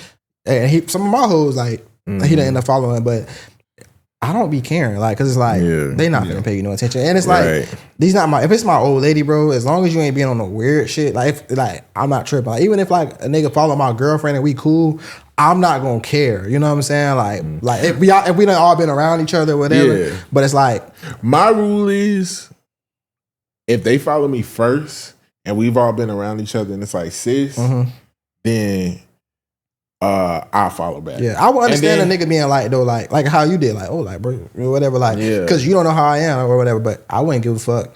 But it's like I do got homeboys to where like I done had to tell my hey bro like fuck you on like because like my little like you know the little chick I deal with now like my dog cause but we know I've been around each other so like my dog then followed her or whatever and I seen you know like whatchamacallit it'll show you like when they like her shit so I done seen him like some of her shit and I'm telling like hey bro stay out my bitch likes bro but I know it ain't whatever but it's like on some like and I even feel cause like okay like Monet she be putting that shit on and me and Monet fuck with each other so it's like when I see her on the timeline but if she like sometimes if she got yeeks out I'm like nah I can't like that but I wouldn't care though like Monet like that's more so we used to fuck around and shit but that's my dog you know what I'm saying like but even still though it's like but Monet is like somebody anytime she like hey you know what I'm saying me and her cool whatever it's okay recently I don't know if you need timestamp whatever what's I was like, oh, okay. I follow her back. I don't really, timestamp that. Yeah, I don't really pay her no mind. Yeah. You know what I'm saying? And I know she's been a supporter of the pod, so I'm just like, that's just gonna come with it. You know like what I'm saying? I'm the wrong person that like use that as an example for this because like I don't really care about that type of shit. Right. And anybody who I'm cool with, the girls who I fuck with, like I talk about my homeboys all the time. Like I'm somebody who like I'm telling a story or something like that. Like my bitches know who Amp is. You know what I'm saying? Like because I'll just be like, oh, like Amp or whatever. Or if I'm watching, I'll be watching the podcast or whatever. I'll be watching that shit with you know the girl I deal with now. So it's like be like, oh yeah, that's Amp right there. You know what I'm saying? But let's like, be real. Okay, like you have, I believe so. You done sent me like who you deal with now page. Yeah, I do feel like that's a little weird if I'm like. I wouldn't do that. Yeah, I wouldn't do that. Yeah, but it's normally the type of nigga I know that's not nothing you would trip on. Yeah. But you do need to mentally like. Yeah, you definitely gotta. What are you doing? But normally the type of nigga who would do that, I know the bitches I fuck with not finna pay them no mind. I've had homeboys who do shit like that. I got one. Yeah, that nigga go. Yeah, I was like, all right, damn. I'm like, and then it's like, and then sometimes it can be if a girl. Cause I've had an experience where it's like we all hung out, and then you going and finding pages and doing this and that, and she like, sometimes it be embarrassing because it's like, ain't this your homie? And it's like because a lot of niggas be thinking like, I don't know what world they live in, like they just be thinking hoes is just hoes, and it's like, bro, if she fucking with me, what makes you think she gonna fuck with you? Especially like. Most of the time, I ain't never really had like a hoe gonna tell me if a nigga being weird behind my back.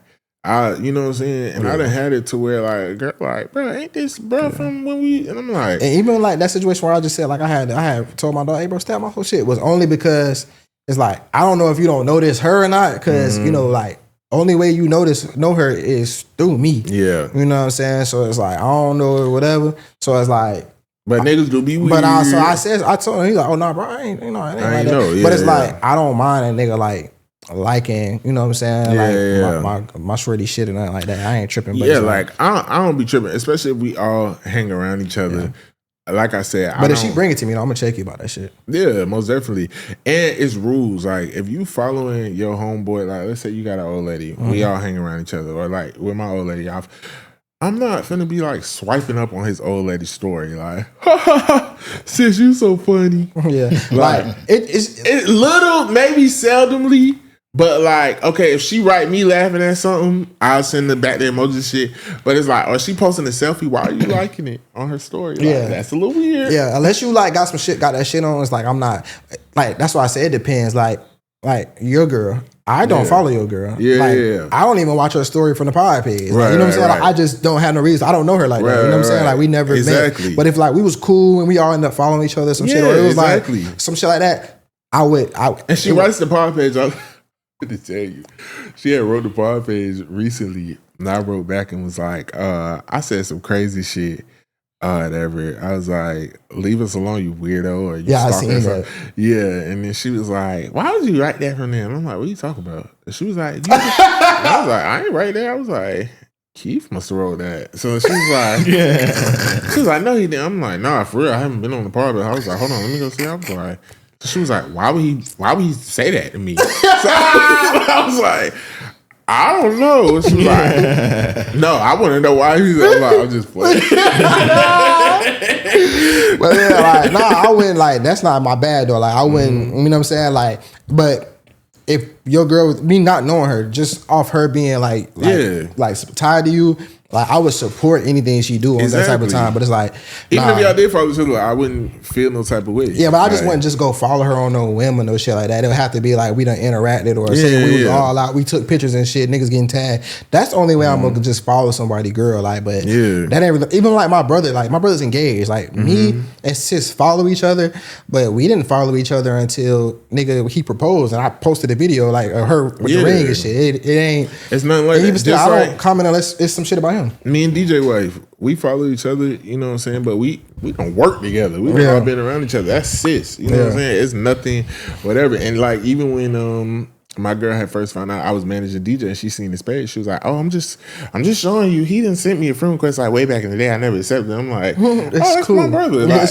cool, maybe back then he probably didn't know. Now he wouldn't cross that line. Like you can accept it. Nah, I don't like even like Brittany, but Brittany done been around forever, but like that's sis, like, and it's no pressure. Like I don't feel no type of way. Like this my dead ass my sister. Like I call her to talk to her, or I'll be on the phone with her, and then my brother 3-way in. Like that's the type of shit they be on. Like it depends on the dynamics. Yeah, the dynamics of your relationships, like y'all are really like a family. Yeah, we are like family. Yeah, like people could talk to each other, girlfriends, and y'all don't even question.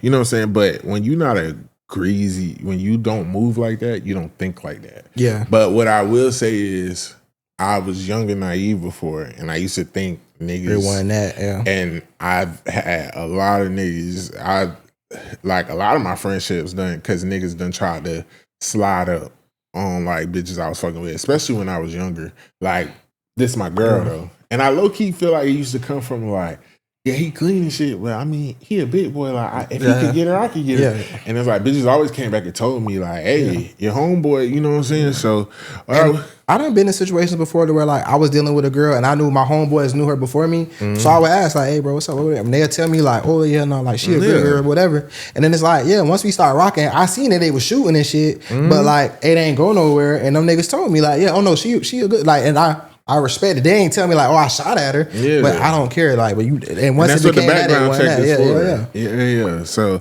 I mean, like, it's just like, bro, it's not shit. That shit happened with us one time. I shot at a girl in the club. We had a nice little vibe, whatever. Then afterwards, she wasn't checking for me, and they already followed each other. Yeah, I was like, oh no, I didn't know that who that was. Check. I'm like, hey, are you on my bitch page? But at the time, the follow-up, we had a good conversation, everything in the club. The follow-up ain't really it. But she had told me she was kind of dealing with something. Later down the line, you know what I'm saying? He stole my bitch. But because I was already following, like I was already like, you know how like you like, oh, this one, I'm I ain't know that was her. I was like, that was her? I was like, no, because I see you was talking to bitch for a long time. I'm like, damn, that was her. She was cool. And then I was like, oh, no, I said, yeah, bro. I said, and then you asked me, she was like, should I shoot? I like your shoe or whatever. And I was like, yeah. And I told you, I was like, oh yeah. But she cool. Shout out to her. He was like, yeah, I'm like, yeah, do your thing. Then he came back. He was like, yeah, you know. I said, yeah, bro. I'm finna spin. I'm ready to spin on that. I'm in every. He was like, yeah, we've been talking. I'm like, yeah. He was with you when it was happening too, sis. He was. This was way back. Nah, this is like 2025. No, it was like 2023. I'm in that bitch. I'm like, yeah, I know I told you to shoot. I ain't think you. But I had already shot at her before. Like that shit backfired anyway. Yeah, no. Cuckoo. She was a little off a little bit. Yeah. She not off. She a great little girl. She just need to heal. That's all. Yeah. But but nah, bro, just watch it, and that's definitely a type of nigga. Like, it is certain niggas that's like, I had to learn, like, that's basically discernment. That's not the type of nigga you bring around your old lady. You need a better friend group, if you feel like that. And then also, bro, like, again, the only reason why I apologize for saying you sound like, oh, the only reason why I said that though is because that's not your shorty. And like, once you put that in there, like, sometimes you gotta be careful, you know what I'm saying? But once you put it out there to see what's going on, my nigga, like, it's kind of like, you got to make it clear what your intentions is. Hey, this is a girl I'm dating or whatever, any of y'all, whatever, before I feel like I'm finna get serious. You got to preface the shit so you can be able to judge it accordingly. Cause like, well, he must be getting there because he put it in a group chat. Yeah, but it's hoes I be just trying to, you know what I'm saying? Like, if I'm just trying to fuck, I might. But I don't do that no more though. But the reason I'm saying he got to watch it is because them be niggas that low key wanting to be you. He might be a Diddy type of nigga. Yeah, like that's weird. He might want to fuck you. Like, nah, I done been around niggas where it's like, oh, that's so and so baby mama, I want to fuck her. That's so and so old girl, and I'm like, hey, that's weird. Yeah, that like, Diddy shit. Yeah, that's weird. I ain't never wanted to fuck a bitch unless this nigga my op. And I'm trying to get back at him, but or he fucked with my bitch first, so now I got to prove a point. But other than that, no, that shit weird. If he supposed to be your homeboy, watch it. We don't move like that. You know what I'm saying? It is what it is. Yeah. Oh no, this been a great episode. I already know we went over way too long. We're gonna be at 3 hours. Yeah, we probably gonna have to like cut the salmon something, shit and make that his own little thing. Yeah. All right, so it's your boy Low Key V. Sure, man, K Thrizzle. And this is Paid N Bazed. It Paid N Bazed, hell. Get money and wash your ass out.